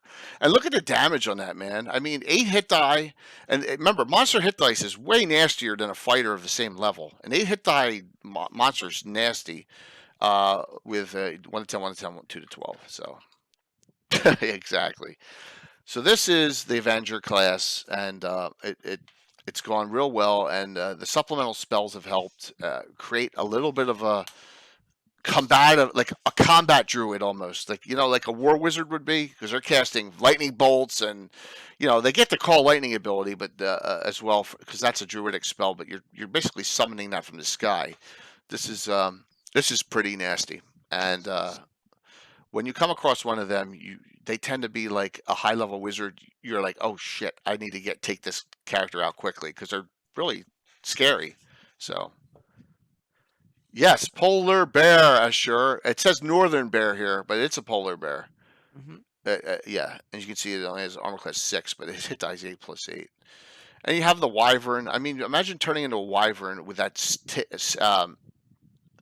tail sting, which is save versus death or dead outright. So imagine having that as a character. So would any special attack ever apply? Give me an example of what you mean, Cardman. They all have special attacks and they apply. Yeah, the owlbear gets its hug attack. The green dragon has breath weapon. You know the yeah. So yeah, it's nasty stuff. The winter wolf gets its breath weapon. So yeah, pretty cool. So Anna, what do you think about that? You haven't played I one. think it's really cool. Yeah, Thanks. yeah, and it's a great idea because you're not the only cool game designer who thought about it. So it's kind of, yeah, it's I think it's a really cool idea. And a shifter class, it's such an iconic, cool ability, and to base a class around it, I think will be really cool. And if you want to have it as a full class, that's one option. You can have it as a prestige class if you play third edition or Pathfinder 1. You can have it as an archetype if you play 5th edition, or Pathfinder also have archetypes. So you can make it the split class, basically. So you can kind of say you can start out as a druid, and then you can say that at 3rd level or something, you can split and say that then you can go down the shifter path. And when I was thinking before, it will be kind of interesting that you can say that if you don't make it as a druid and you fail in this ritual of fighting the other one, you create a split class, like an archetype or something that is different, that you have to go down a different lane instead of the regular one, that you get special abilities. You're not worse off. It's just a different path. The normal druidic path up to Great Druid and Grand Druid is closed, but you get like a specialty. You get like special other powers. You might concentrate on being shifting forms or something, or you might be forced to become a ranger or warden character or whatever. You can create another archetype that you're forced to choose if you fail your test, so to speak.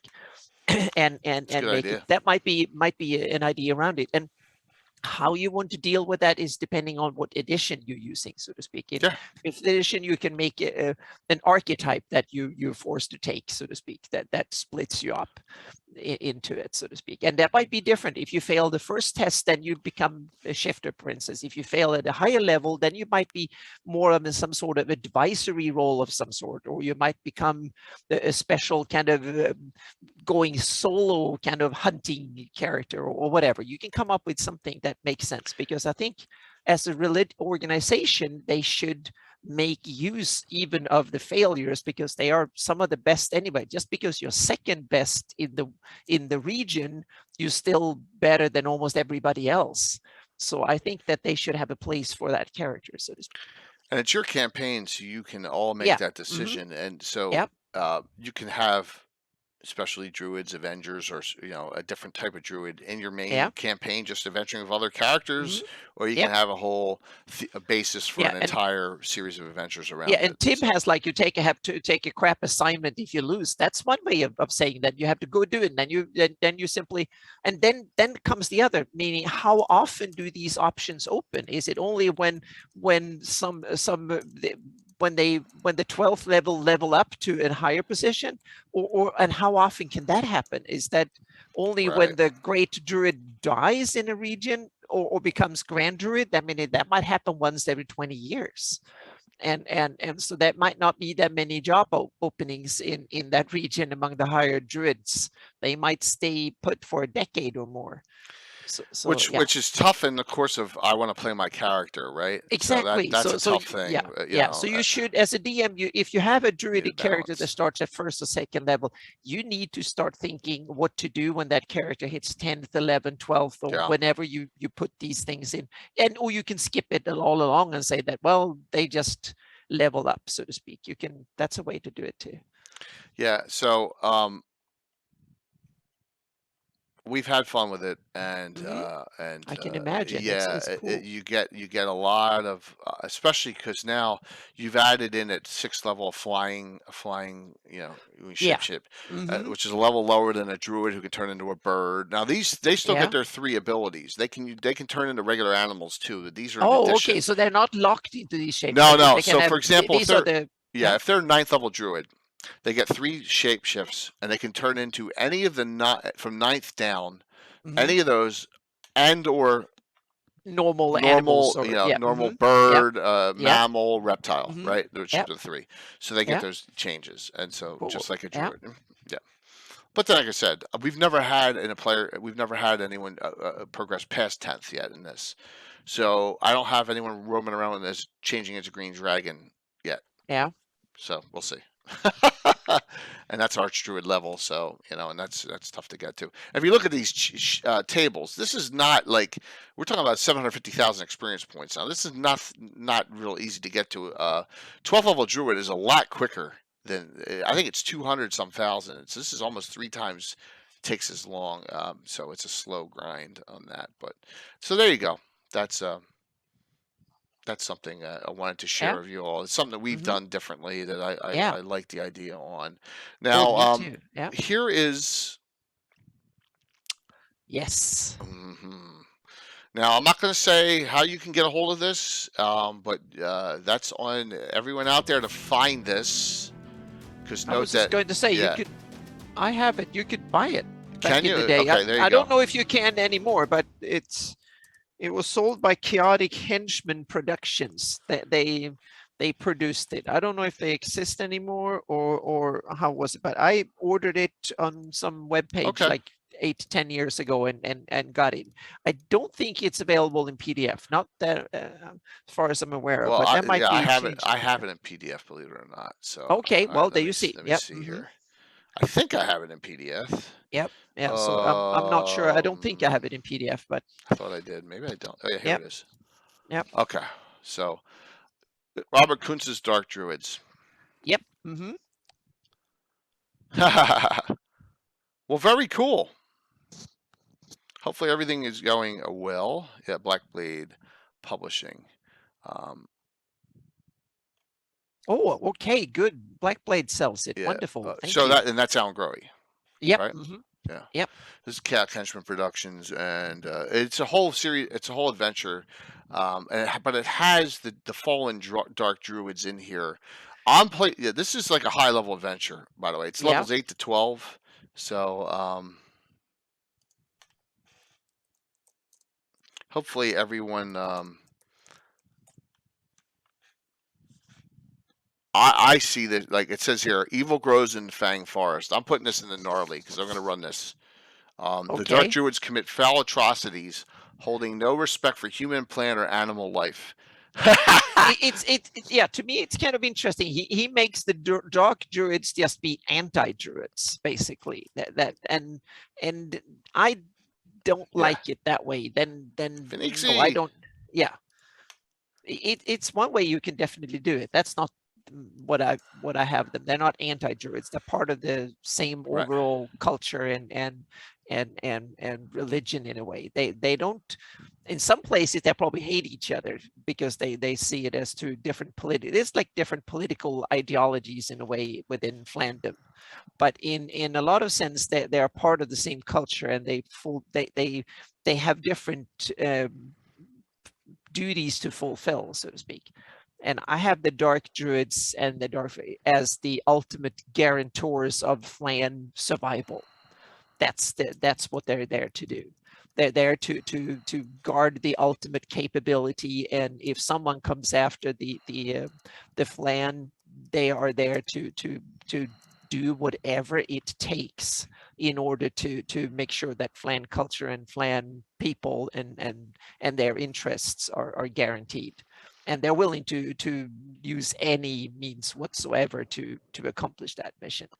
So then that's why I have things like the Abyssal Maw, the Death Knights, and a whole bunch of other stuff are part of their strategy and their tactics. Yeah. He says atrocities is some ritual population balancing to others. So right here it says, this scenario was originally published as a print for product. So it was never published in hard copy. D20 in August 2002 by Trollord Games. Yep. So there you go. Yeah, so it's like a second version of the adventure. Yeah. With some addition. Yeah, and I don't think it's a bad adventure. I never played it, but I read it through, and it has some interesting stuff in it. The overall story arc is not something I use in my campaign, but Right. it doesn't mean that mine is better and this is worse. No, not by any means. It's just different takes on it, and there are parts in here that I've Hey, Celtic. used, and there are some cool, but they're both spells and monsters and stuff in here that are really cool. And I think there's even a Tarrasque in here. So Is there really? Oh my gosh. yeah, the Tarrasque relation to Tharizdun's imprisonment. Yeah, there's some Greyhawk lore in here and some speculation in it that is kind of cool. There is the Dark God, historical content, developed commentary, and an ode to the Dark God.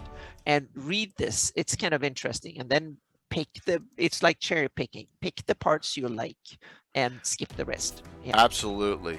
That's so true. Yep. So, by the way, Tom has finally changed his name to Tom the Vindicator, his favorite character. So that is Yep. Tom from our community there. Tom the Vindicator. Yeah. Instead of and for yeah, sorry. No, go ahead. I was going to say, from a Greyhawk perspective, I think these theories and backgrounds are the most interesting thing in this book, because I think, according to some sources, Rob Kuntz was the inventor of Tharizdun. I don't know if that is actually true. It's the inventor of Tharizdun? Yeah, the 38. I'm not sure, but that's what some people have told me. So yeah. Huh. Very interesting. I'm going to say, here's where I get it from. VG4, The Forgotten Temple of Tharizdun was published by my good friend Gary Gygax. He thanked me in the credits for inspiration regarding some of the module's conceptual content. So we know that Rob Kuntz had part of the inspiration for those stories. Yeah. Huh. In 82, I created a fictional evil subterranean god, an alien being of dimensional bent, not of the world, who was captured by the gods soon after his arrival upon it. So there's some interesting lore and stuff in here for Greyhawkers, definitely. Yeah, this is and right here. And there's some poetry and stuff even. Yeah. There are some verses and stuff in here that are kind of cool too. So yeah. Yeah, the advent of the Tarrasque is part of the myth cycle, and the Tarrasque in relation to Tharizdun's See if we can get it here. Dark Druids. Yeah. Is it available? Blackblade? Yeah. So I have not Cal stuff. I never played Druids of Doom. I did not. So there is a class here. The Dark Druid variant class is in here as well. Yep. Mm-hmm. Yep. And that's a good thing.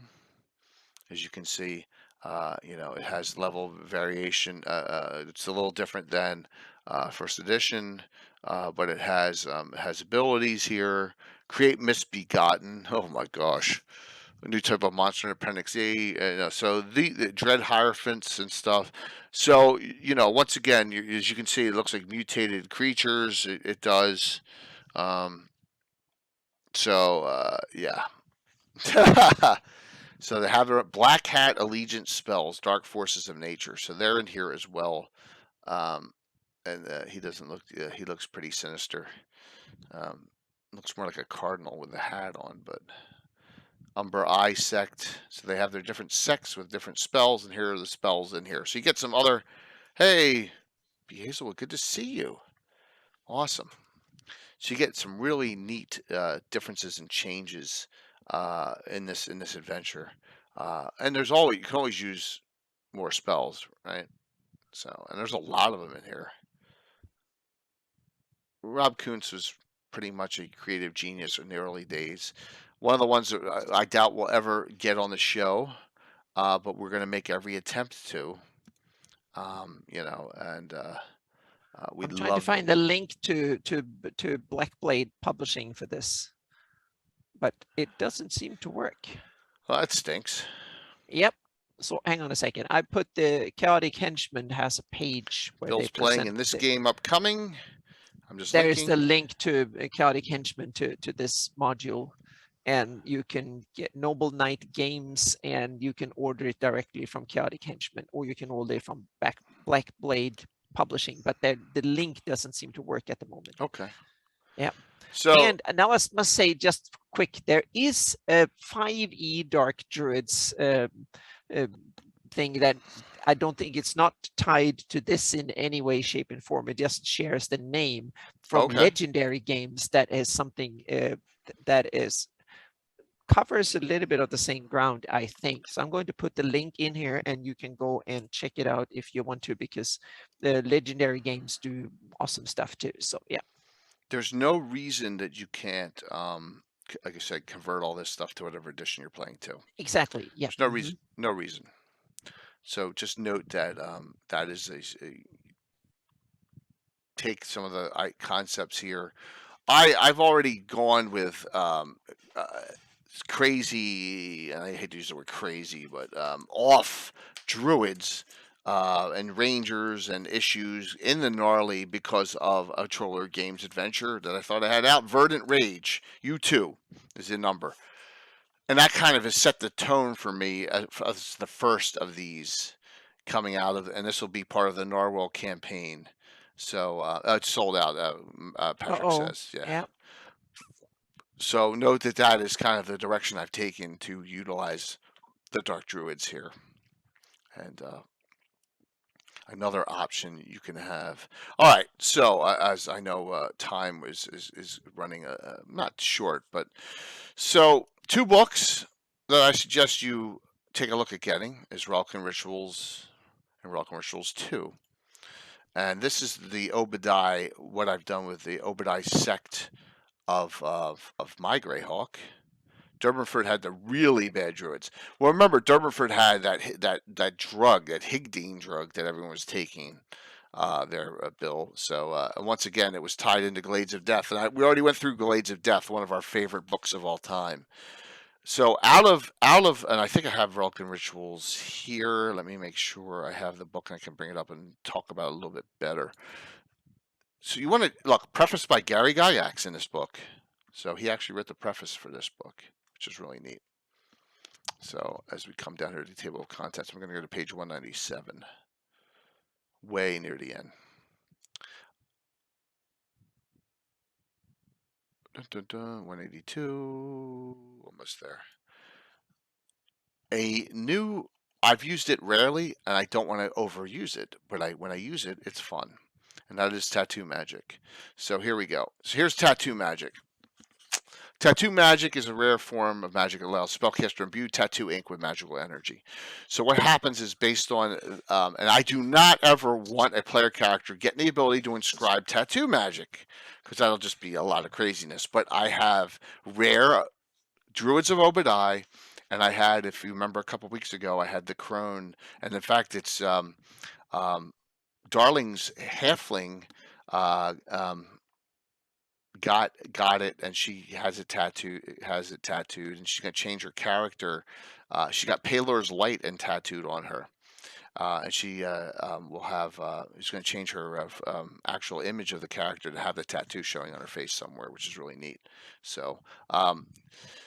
Based on a Constitution modifier and ability, and then you could take these spells. Now, remember, these deities are from a different world, so you got to change the names of some of these. But there are spells that you can do, and they'll be inscribed on your body, and then you can utilize them so many times per day, kind of like having a permanent ring of spell storing on your hand, or an amulet that can cast a spell once per day. It's just imbued, and the tattoo can be activated. And so this one's a little powerful. Well, not for 5e.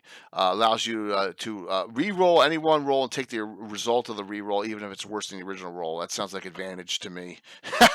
It gives you advantage once per day. You could have that tattoo do. So there's a whole bunch of other abilities here. You just got to go through them, and the higher the rank is, the more kind the target needs to have. And they're in both books. You could also have cursed tattoos as well. So it's a neat 2e tattoo magic. Al-Qadim. No, I have not Blood Wild, because I never read through the Al-Qadim book. I went with this, which was 3rd edition, and back converted this to 1st. It worked real well with what we were doing at the time, and it fit in and with my old faith. Tar Dragon. That's kind of that's tattoo rank 8. That is really, really high. Mm-hmm. Yeah. You get a bull strength, you get damage reduction, you get able to vomit, do a breath weapon. That's pretty nasty. A tar breath weapon.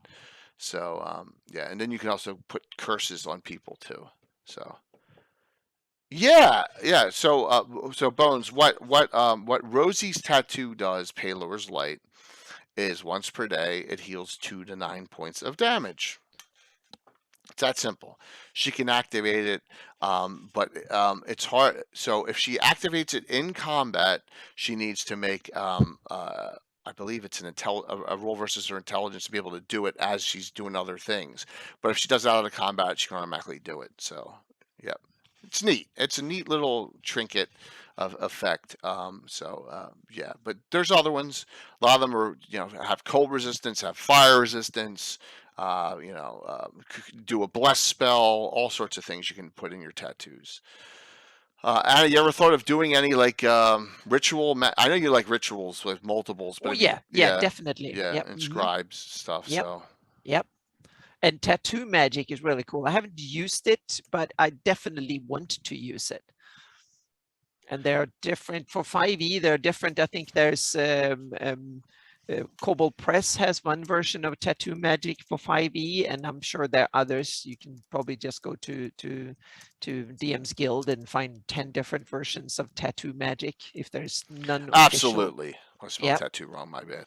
Yeah. So her tattoo can only be used outside in the daylight, unless there's some other bright continual light source that is cast. So in a continual light somewhere, she could utilize it, but it has to be, she can't do it at nighttime. She can't do it in underground unless, So there's always with tattoos, you want to make it, and with any other ritual magic, you want to limit it. So, because once again, you want your spellcasters to have the most powerful spell effects. So just something to consider. I use it I use it sparingly, but I like it. So, and those books are both great for it.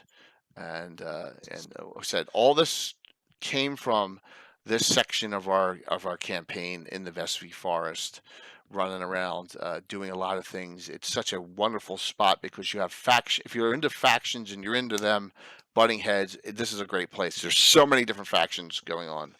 3.5. I think it was a hard beat. Living Greyhawk Journal. Okay, cool. Very cool. I'm a Gormadoc. Okay, right from the original Rogues Gallery. Yeah, very neat. So that is where I do mine, and but we also had, as was stated on Thursday night, they found the old crone out here in the Doom Grinder remake that I'm doing out here in Fort Lamont, right in this area out here. The crone is living that they found, who they needed to get she's a soothsayer, and she needed to. Needed her book, and they got her book back from her for her from the nameless one. One of the spellcasters that was trying to do summon or get something back, and she gave all the prophecies, and she inscribed a tattoo on one character, and that was a treasure pick. So that'd be something I could steam for him. That's really cool, Mac. Yeah, I've never done it. I've never looked at it, but if it's in Al-Qadim, that's awesome too. That's great to hear that it's in Al-Qadim.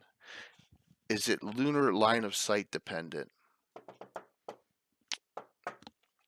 I don't know. I don't think That's so. an interesting thing that it will not work indoors or with just that one. It's called Palor's Lights, so it's outdoor in the sun. It cannot be a rainy day. It won't work either. It has to the sunlight. It has to be clear sunbeam down on for it to utilize. Damn. And that's just a little quirk. It's about. I mean, it's a bonus heal. So yep. And different things have different limitations. Yep. Limitations are always good because then people think about when they're going to utilize something, make it important. So I know bounced around a lot of things, but Druids are extremely powerful in outdoor campaigns. Really powerful in outdoor campaigns, and you got to make sure, just like anything else, you have balance with them. The last thing you want to do is have 30 orcs running toward a group, knowing there's a druid in the party. Don't run them all packed in a 20 by 20 area, right? You know what I'm saying? Got to use some common sense here. One entangle and they're all done. Druids are really nasty characters. So, no problem. It also goes to Clockwork Mage and Murder. Well, cool. Well, Sea, Sand, Wind, and Flame. That's really neat. I have 6 elementalists, so it's good to see that they have some other different ones there. Blood Wild. So Anna, where is your next? Like, I know you're doing Shieldlands. You said you wanted to go into the Vespi. What kind of Oh other yeah, development? I definitely want to do an elven based campaign Very cool. in Vespi, but then there will be definitely Druidism part of it, because I see it as and the elves probably see it as one of the closest human kind of descendant religion, so to speak, that is influenced by them. So I see the Druids of Vesvi and Veluna and Furundi and Furbobonk and stuff having good relations with elves in Selene and Veluna and Highfolk and the heartlands in Vesvi. So that's part of they trust, and also the dark side of Druidism is where Flandom is strong, so to speak. It's the ultimate guarantors of it, so to speak. They are the worst scum of the Fland that is kept at bay in case, meaning it's like cross the or like break the glass in case of an emergency kind of thing, so to speak. So it's a cultural equivalent of that, or nukes, meaning it's something that you unleash when things look absolutely dire. Then you ask them to come in and fight for you, and that's why I have the background for the Horned Society. The Horned ones and stuff come from that, so it's part of old faith and stuff. Awesome. Yep, and I can recommend. I just got the legendary games, Dark Druids, and there's some cool 5e stuff in there. So yeah, for $6. Oh, good. From Good to hear. Right through RPG. Yep, very good. That's so cool. It's not tied to Greyhawk, but it has some cool spells and some cool NPCs and stuff that if you want to run Dark Druids and similar themed stuff in your 5e Greyhawk, I can recommend it. It seems to be really cool, and there are some fungus monsters and stuff that always tie fun. into Suktmoy and stuff like that. So there's some really cool things. They call it the Druids of the Umbral Woods and stuff. That's their version, but you can rename it and reskin it a little bit for your Greyhawk campaign and get influences from it. So yeah, you can and the great thing is, think about there's no place in Greyhawk that is so overdeveloped. Maybe exception of the Verbabonk area of the map. It might be Verbabonk, yeah, and around Nolben Hamlet, maybe, yeah. But the Vespi is gigantic, meaning the Vespi is enormous, and most of it is not even touched. So there is plenty of room. Meaning you have a whole coastline from Lake up there, the Whitestill Lake coastline. That is kind of interesting. We have Furundi in the south and Ayus in the north, and God knows what in between, so to speak. So Troy makes a great question. I only talked about the Vespi, and the reason is because that's the only area I've ever developed with Druids. Yep. So I don't. So I imagine we that talked about forests and Legends and Lore last. Right. So there we have it. Meaning we have Celadon, that's supposed to be the home of the Grand Druid. I guess simply because it's its central location. But I also have one other reason for it, and that is because it's one of these areas that have been stable over the eons, so to speak, have been climate stable for eons. So that forest is really, really old. I think that's one of the other reasons. It's been there for a long, long, long time. And in the east, you have the Grandwood and the Adri, where I have had elven influences back in the day, and I think that's where the Flan were really, really strong back in the day. That was their stomping grounds. And if you want to go back and have some remnants of an Ur-Flan cult or an abandoned Flan temple and stuff, I don't think there was a coincidence that the Death Knights appeared where they did.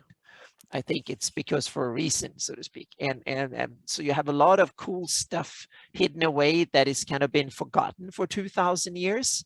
And now you can bring it up and bring it forth, so to speak. And there's a lot of hidden forests where they could have been under the timber. A forest can hide a lot of stuff really quickly and bring it back a few centuries, and you can have all sorts of interesting stuff out there. You have the bitterness where the elves have the cursed sword and the guardians of that, so to speak. You can have other stuff that could be hidden away in there too. Yeah, darling, you missed the Xanthoria is a fungus druid by far. I mean, that adventure and then we have one other thing, sea druids. Yeah. It sounds like Troy's developing that something. Oh, that was awesome, because that's a whole other field, meaning the druids of the sea, and you have others, meaning and in the far west you have enormous deserts. Then you might have, do they have druidic culture and stuff over there too? So I imagine. So druids of all sorts of different areas. It would be great if someone developed a specific druid for jungles and for deserts. And then you have druids, meaning do almonds have druids that do other cultures and other races and types of people? Do gnomes, dwarfs, and others, are they underground dwarf druids in your game or not? I have never thought about that until now, but it's something you should at least think about for 1 minute and then decide if you want to go that route or not.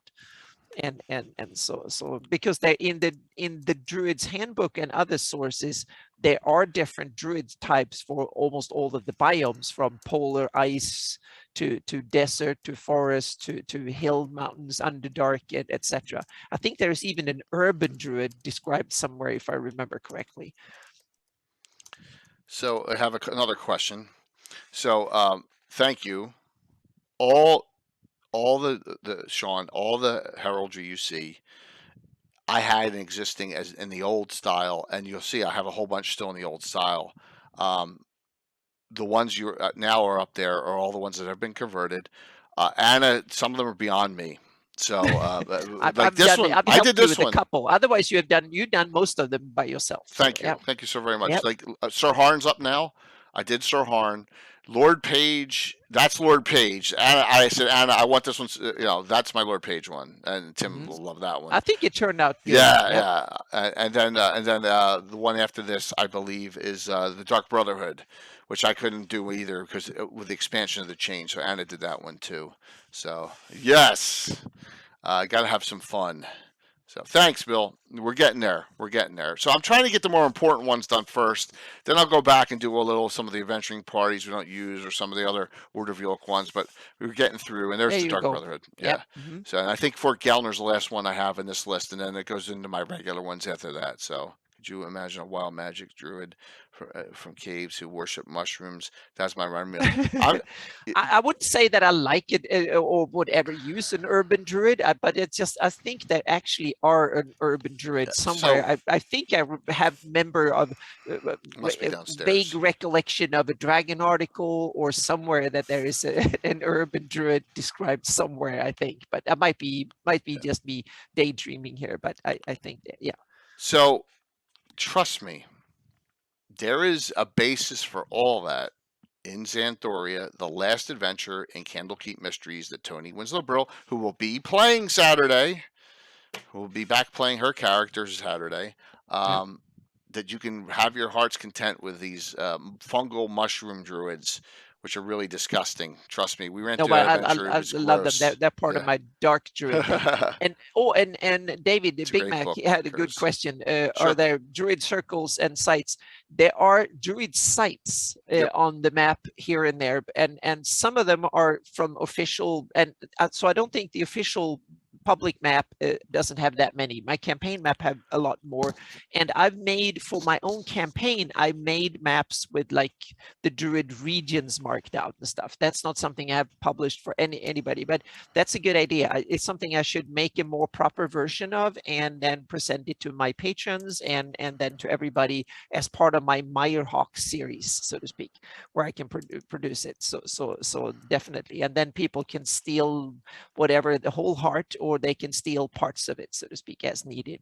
So that's a good idea, because I have that in my campaign notes, so to speak, and I've added, I think, a few of mine, and I should look over them again and start, because I've added a bunch of them here and there, because they're local ones, regional ones, and then bigger ones for like whole parts of where Old Faith have bigger gathering places. So in Shieldlands, I know 3 right now, so to speak, that I have in the Shieldlands in my campaign currently. One is just, most of the small ones is just 1 tree, and the surrounding might be a few flowers and stuff around it, so to speak, that have powers, and it's like a sacred, it's like a temple or a crypt or something. It's a temple dedicated to the Old Faith and the old gods, so to Druidism. And some of them are like huge, like a Stonehenge monument, and some of them are just like a tree or little cups of trees or a couple of bushes, or like it might be a circle of bushes and stones, something that is so, if you don't know what you're looking for, you might miss it. So you have to be a druid or someone who knows what to look for in order to find it. So, oh, thank you, Enoch Pratt. You found it. Dragon the 317 Urban Druid. Yep. There you go. Yeah. So we got a little corny with ours. And we have these Druid circles where we have pieces of them, kind of like Stonehenge, and you have a rock, one monolith that's by itself off. But they all have symbols, Led Zeppelin's Zoso symbols on them. Oh, because I figured they pulled them out of Celtic runes. Yeah. So yeah. Do they come with inherent special abilities? Some of them do, yes. Some of them have abilities. Yeah, because I have that Druids have when they reach a certain level, if they are tended to the groove, they can actually teleport to other Druidic sites, and the really powerful, like the Grand Druid, can travel between all of them instantly. He can just step into one and then step out through another one, so to speak. So they can, and then you have tree stride and these spells. But so the really powerful Druids and the Hierophants, they can travel between all of these Druidic sites in order to keep an eye on their domains, so to speak, and their interest. Which means that these Druid sites can be, if you want to attack them and burn them down and defile them, can be tricky, because there might be an Hierophant popping out all of a sudden, or a powerful Druid and fight you. So, and they might have other guardians too, and have a lot of animals who can keep an eye out and yell and scream and alert the higher authorities if there's something coming. So yeah, stuff like that. Yeah, Lee, that's not a first edition. Bards are fighters and thieves and bards in ours. So I've never. That's the only. Druid Bard is an interesting one. Yeah, that's like a first edition. Is like when Bard is actually a prestige class of Druid, so to speak. Yeah, and they're more like Skald storytellers. Yeah, and like I said, that's why we decided to go 3 different versions: Illusionist Bard, Song Bard, and the Druidic Bard. All 3. But I see it as that's the Bard that has a place in. They are the lore keepers of the Old Faith. Absolutely. That's how I have them. That's a good way to have it. They are the ones that keep notes and remember things and entertain, and they also address meetings and stuff of the high and mighty and so on, and they both entertain and also play a formal part in stuff, so to speak. They can be the one that keep the word, so to speak, and if there is a disagreement among the high Druids, they are the ones to sit down and kind of run the meeting when the Druids yell and scream at each other. Or they might also be the ones that organize this and referee the fight between Druids who want to level up. That might very well be an old school bard, so to speak, that will be the one judging that contest and be the referee of it. Good point there. We've always said that bard is definitely the first edition bard was definitely prestige too. And it left, I think there was a version of it in 3rd edition, and there are versions in Pathfinder 1, and there's a Skald class that is very much the prestige class of bard that we remember from 1st edition. Yep. So it was more of a duel, Curtis, not multi. It was more of a duel. Yeah. Went from fighter, then in fact, in a couple of weeks, we'll talk about that. In a couple of weeks, the group that Bones is stepping in for Taryn, who can't make it. No, she has a new character I had to make for her because to jump into that game. Oh my God, what shout out did I make it? Did I make it this one? Yeah, the 22nd. It's the crafting. It's a 9 o'clock game. Kyle, which is Christine Van Patten, the 3D sculptor's husband, is playing a fighter dual class thief who's on his way to become bard. So he's a certain level thief, but he hasn't surpassed, gotten to the point where he can change over to become bard after that. So yeah, he's working on that. So yeah, really a cool thing. Druids are go all the way back to Eldritch Wizardry. Yep, they go way back, way back. Yeah. So just note that once again, this discussion is meant to let you think about what you want to do in your game, your campaign, allow some things for that. And all right, so that's cool that Phoenixy, it's not the same time as our Greyhawk Mega Stream event. It's 2 weeks before, which is good. So yeah, I'll be talking about it in a second. It's obscure, and it kind of doesn't make sense in what they were thinking in 1E, but someone came up with the idea.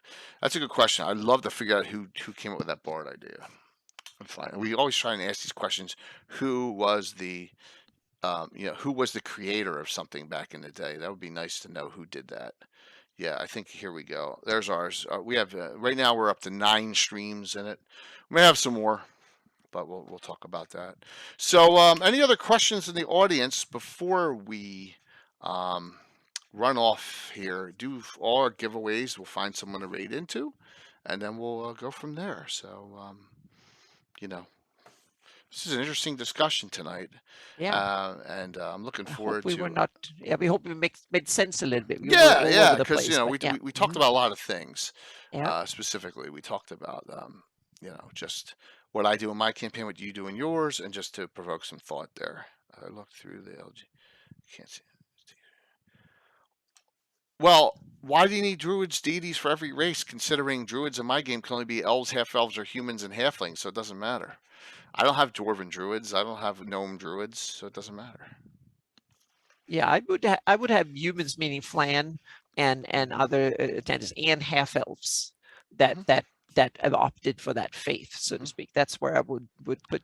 They are the natural druids, and then there might be occasional creatures that end up in their care who adopt that religion and gets accepted in, so to speak.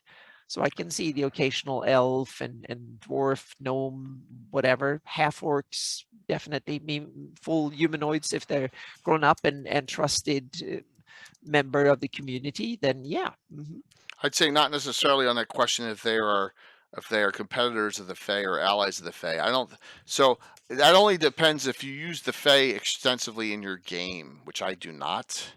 But a lot I of do people that. do.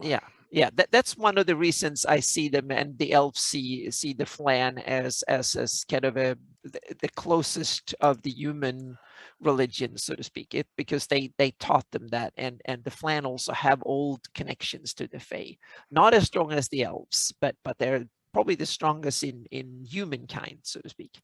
To the Iridians and the Beclunish, I don't see them as anywhere near, or the Soul as anywhere near as interested or attuned to the Fae. They probably see Fae as weird things that happen out in nature that should stay in nature, and don't bring it into. They don't want to have a brownie or a pixie or something living in their barn or something. But the Flan might. Yep. Yeah. So once again, yeah, if you want to make dwarven, gnome, and druids, yeah, no big deal. No big deal in your game. You might just want to have it a nature attuned priest, period, and don't put it into. Yeah, it can be more. And skip the old faith stuff, and just make it a nature priest and be done with it, so to speak.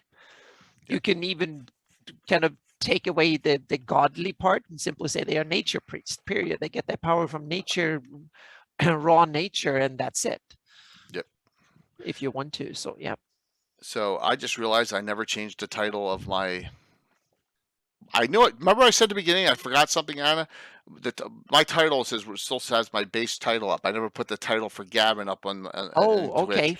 I have to change it manually in there in the vid. It says World Greyhawk Base 1E2E. It doesn't say. It happens often in Twitch. So, I knew there was something. I looked over and I was like, oh shit. So. Yeah, that happens. Yeah. All right. So hopefully you get some good tidbits here. I got a lot of stuff to get through and go over. So let's rock and roll this. Anna, what's up with you?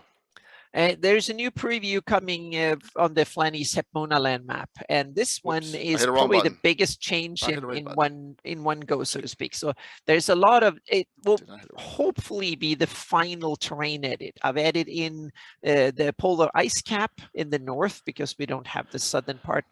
It's not covered by them, so by the map so far. So we have the northern ice pack, ice cover, and then there is a bunch of little tiny edits and upgrades here and there. And there will also be the big overhaul of the Adri and Neural and stuff like that will be. And it will not be the last of the previews, but hopefully it's the final terrain edit. I hope so. So we'll see. But that, and it will also be a map. The terrain map will be a 576. So the defiled glades are gone. Bone wood is now back to old Thelwood again and stuff like that. So because I've actually separated them now, so there is a 576 version and there will be a 598 version. In the beginning, I had edit all the big as a base version, and I kept it on my 598 version, and now I separate them out. So hopefully I don't have to go back and redo two versions. So I think it's more or less finished, complete when it comes to the terrain edit. And so that is coming in a day or two. And also I got some really good edits, suggestions for the credits and the symbols and stuff. So thank you so much. I forgot who sent me that, but I have so many awesome patrons that sends me. They are looking at this with really. So hang on a second. I got the. It is actually from, if I can get the Earth Scribe. So thank you so much for those edits and stuff. I'm going to try and get them in this preview. If not, they will be in the next one or the release candidate for sure. So thank you so much for all that help with all that stuff. So yeah, all the helps and ideas and all your sharp eyes and all your knowledge makes the map much better. So yeah. Well, yeah, good. We'll see, David. If you can give me a list, we might do a Spelljammer special version down the line or something. That would be kind of cool. Yeah. I appreciate all of you who went out and found out about strategic review. Where's Doug Schwingman? It's pretty interesting. So. And there's more heraldry coming too. Yep. There's more heraldry. There's always more heraldry coming. I got a ton I got to get done. Yeah. So I think the upcoming week there will be a new preview. Maybe there will be this preview and another one might be the release candidate, or it will depends. I might do two more previews, but I think we're into releasing have a release candidate in 2 weeks on the 576 map. And as soon as we have a release candidate, I think it's stable enough that I can start working on the Atlas. And so we can have a first preview of the Atlas within the next couple of weeks to at least start looking at where each page will be and how many pages there will be, etc., and so on, and start ramping that up in a week or two. And then when I have the terrain, I can start doing the 598 map. We'll start wrapping that up in like 3 weeks time, hopefully. So we can have a February release of the 598 map and then early March release of the 598 Atlas. That is roughly and there will be some other things sprinkled in here and there but those are the main thing, because 90% of the time now goes to actually to get these big ticket items out early on, and then I can move on with other things for the rest of the year, so to speak. Because I want to as the community to have these maps for a few years and no major updates in a couple of years, and then we can move on to GIS, so to speak. So I want them to be good, but we can always do minor edits and stuff afterwards, but I want them to be something we can live with for a bit. Living with so it. That's absolutely. Yeah, so survive with them. So yeah. All right, so you ready for all this? Yeah, now comes all the storm of awesome stuff here. Oh my! So I put this out just so I could get the general announcement out, but it's we got a lot of work to do still. So the fundraiser, There Be Dragons, is this weekend, the 18th, 19th, and 20th. All right, it's going to comprise of, I think that's the right one. There it is. All right, I have 9 streamers involved now. We have a minimum of 3 streams on Friday, 4 on Saturday, and 2 on Sunday. These 9 are all in so far. I'm probably going to add a couple others. So it's going to go for 3 days. And then you put in the fun. I'm trying to. Carlos, CSL Entertainment will finish up the Friday night. We got a monster lineup. We got Will, Wicked Studios, then Lawful Stupid, then Blue Box, and myself Saturday. And then we'll have a couple on Sunday, and then I'll finish up with a Gabbin wrap up on Sunday night. The goal was to beat last year, which we did $10,020, $10,020 or 25, something like that. We want to beat that, and it'll be Greyhawk based, and it'll be Dragon based. So there you go. So that'll be a lot of fun. May Fergie, I'll get you your VIP badge for 2 weeks after stream. So note that I'm still finalizing sponsors. I'm still finalizing a lot of things. That's why there's no real posts. I just put it out there so everyone can lock those dates in. 18th, 19th, 20th, 3 days of some streams where you can donate. And remember, it all goes into Tiltify, so it goes right to St. Jude. So you don't have to worry about the money not getting there. Oh yeah, this is our 4th one, Alderon. This is our 4th one every year. It's number 4. So they've been bigger and cooler and more fun every Yeah. time. So yeah. So number 4 coming every year. This is the big one we try and do in December before Gary Con. So, well, it's whoever's on at the time. Mac, it's either going to be at that time, Lawful Stupid or but Blue Box, depending on what time they get done on that Saturday. So thank you, Sparky. Appreciate that. So there you go. I just want to put that down the road. Wednesday night, Living Greyhawk Abyssal. We haven't had a Living Greyhawk stream in a while, but there we go. We're going to have one. Casey will join Mike, myself, and Anna.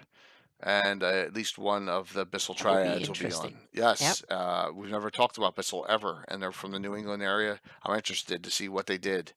I have no idea. I don't know if any of us have any idea, unless you lived in that area, what actually happened in this Living Greyhawk area. We don't know. There was some fighting with the Baklunish cat and stuff, and some cat invasion from Living Greyhawk Gazetteer. But what they did with it during those years afterwards, I don't know. Yeah, we don't. So that'll be that'll be on Wednesday. Thursday, we'll finish up the adventure I'm running, which has a little twist in it. You saw a big fight with a bunch of Verbeegs and Formorians on last Thursday. And then we go to Saturday, big one. So Ed Greenwood, Luke Gygax, Tony Winslow Brittle, Eric Boyd, Eric Mengi. Anna's in there too. I just, Oh, it's okay. I'm here. Yeah. The eyes have it. And all that. If you saw me sitting here yesterday with Bill the Master Crafter while the stream was going with Tim and I was popping on and off on all that terrain, well, that's terrain for this. So here's a little synopsis of what's going to. Yes, Casey's. Yeah, absolutely. Casey was on Saturday morning as well. So yeah, definitely he's coming. So there was an earthquake or a landslide. No one knows. West of Wolfmaster Keep, east of Hearthguard Tower. There's a ridge line that Anna has in that area that Lord Mills, but these 2 towers are now there, and they don't look dwarven make. They look underdarkish that are exposed. So there you go. That's how the adventure goes. So the eyes have it. You can wean whatever you want out of that, but Ed and Luke together for the first time ever playing together, along with a great cast. So we get to see the son of Melf appear. We get to see Ed Greenwood playing the Greyhawk Mage. Big one, and that's 6 p.m. this Saturday. Hey, Admiral. Next week, the week after that, next week's Gabbin, we're going to have a discussion with Fantasy Grounds Academy. Laren and Balfrin will be here. Balfrin will be on. Laren, will be a great discussion. And we'll see he's where the one running the Fantasy Grounds Academy, and they are the ones helping you, all the Fantasy Grounds users out with having classes and lectures and putting together videos and all sorts of cool stuff. So be a fun discussion on next Sunday night with Fantasy Grounds. So if you use a VTT, you may want to check this one out and see. Laren said he had some surprises for me. where he was going to Oh, build some things in. cool. So, Yeah. okay, that'll be awesome. I am really excited and looking forward to that. That'll be next week's Gabbin. The week after, this is another morning, Saturday morning special. This is our crafting crew. I think I have the shout out programmed in. I'm probably going to hit the wrong button here. Is it this one? Yep. Okay. So this is our crafting group with Mike Disney, but Taryn can't make it. So I asked Little Bones to jump in, and she has a druid. I'm sorry. I apologize. A ranger cleric, Anna, who knows it. Her character knows Imri. So Oh, we yes. worked on that character. Yes, Sylvanov from the Axewood. So we have another one coming out of the Axewood, and so we have Christine Van Patten playing her wild mage, her husband Kyle playing her fighter slash thief who's going to go to Bard, Mike Disney playing Skarn. We have the vice president of My Mini Factory who lives in Italy playing, and Bill Master Crafter. So it's a crafting Saturday morning special. That's 9 a.m. on the 22nd. Awesome. I have a busy January. Mm-hmm. And then the Saturday after that is the return of the Slav Squad. Woohoo! Which I am really looking forward to running this again with this group. And we have Mandy, Little Bones, Darling Creepshow, MJ Russell, Myriad X, Time Lord's wife, and Josh Zarathon. The whole crew, all 7. You have a full one. Oh yeah, I am. Yes, I have something going on. This is a busy month, but it's great. It's really fantastic. So that'll end up the specials on Saturday. I'm probably going to not do another Saturday special after this until the fundraiser. So I stay married. So there you go. And that's what's going on in January. So lots of fun things. Let's get the giveaways going here. Well, thank you, Lee. It's going to be, to have Ed Greenwood and Luke in a game together this Saturday is unbelievable. So I can't wait. I'm a little, I had Eric Mona and Ed Greenwood in the last one together. This one is a little, it's going to be not intimidating, but I'm excited about it. So it'll be a fun group, and it'll be a little bit of a challenge. And I always throw in something there that Ed goes, well, that dumb thing. He did that last time. Remember, we talked about Quaggas. He's like, those dumb things from the Fiend Folio, right? I guarantee you I got another one. I do it on purpose. Cool. Yep. Awesome. You're in, Tino. All right, 5 giveaways. You need to tell me, do you want the Starship Warden, which there's 1. There's 3 digitals of this, the Player's Archive from Castle Crusades, and there's 1 hard copy to send. Please be in the continental United States. Moonlight Madness, which I believe is Skip Penny and Skip Williams, and then Dwellers of Forbidden City together. That's a nice mix, those 2. Okay? Sound good. Last call. Get them in. And once again, I had one or 2 giveaways set, and then Chuck Trollard stepped up and said, "Here, I can't say no, right?" Always. Yep. Yeah, always. So yep. Here we go. I did. You remembered that. So that's the character. That's Eliador, the son of Melf or Smelf. Mm-hmm. Yes, casting that. Yeah, absolutely. So here we go. First winner, Pat 66. Whoops, that was me. You may disappear here real quick, and I put stuff down. It's okay. I'm still here. Yeah. Yep. There we go. Yep. Pat 66. Will he cast it? He probably will again, but he'll have to do it within the game rules that I have. Yeah. 120 feet, right? Is Pat or was on? it? Yep. It's not that far actually. I doubled it like to 30 60. feet. Yeah. Oh, okay. It's only 30 feet normally. Oh, dang. It's only 30 feet normally, which is ridiculous. You put it 60, so you gave him some slack. Yeah, absolutely. All right. Well, where's Pat 66? We'll continue here. Next winner. Dun, dun, dun, dun. Caesar. Tell me what you want, Caesar. I know Caesar's on. Next winner. Yeah. Troy. Oh. Cannibal. Congrats. Speak up. Speak up, everyone. Next one. Mikey, be sit, frog, sit. Rigged. So, Troy, you're the first one to say something. You get your choice, man. You want the Warden? Do you want the archive? Or do you want the books direct shipped to you? Just let me know, man. Mikey, you want the Warden? Mikey, you got the Warden. There you go. So, Oh, are you both? All right. Oh, okay. Well, guess what? I'm laughing at Yeah. David's joke here. I will Replace make my sure. map. Yeah, Troy. I will get you the code. I'll make sure Chuck gives me another one. All right. Don't sweat it. All right. So that leaves. No, don't worry about it, man. Chuck will make that change, no problem. Troy, don't worry about it. Got it. All right. Let me just write this down. I should be writing things down. Okay. That leaves one more, right? Last winner. Yeah, I think so. Yeah. Is Grape Ape. Oh, Matt Robertson. Oh. Matt. Gotcha. Let me make sure Grape's on. Grape's on. Everyone I've seen here is on. Everyone is on. Do you want a player archive book, or do you want the hard copies? So just let me know. Let me know what you want there, Grape. The others are going to get players archives because they didn't say anything to me. So, alrighty. Just let me know there, Grape, what you want there. The players archive. Okay, got it. I should have your address. If I don't, I'll send them both to you. I should have your address. Okay. Anna, thanks for a great show. Oh, thank you. It was a fun one.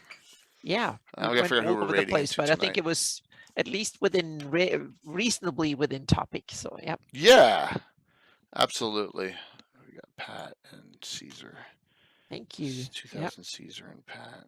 Pat 66 for archives. Thank you, everyone. Thank you so much.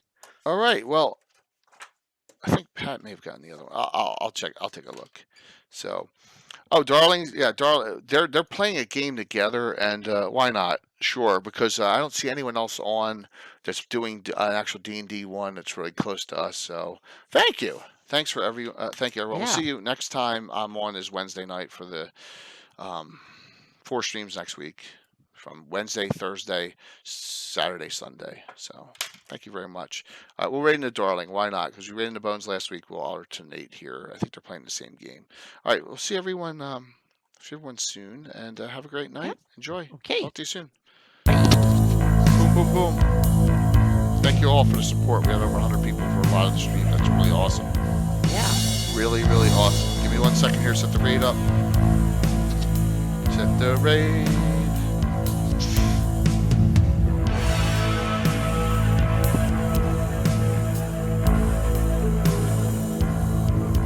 Click, click. I didn't do too many misclicks tonight. No, only one, I think. Early on, so to speak. Yes. Yeah, you're right. I can't believe I never changed my title. But then again, that's it was what not happens. misclick. That was one thing you forgot to do and short there. So yeah. 5, 4, 3, 2, 1. 88 viewers going in. Awesome. See you Wednesday night. Have a good one.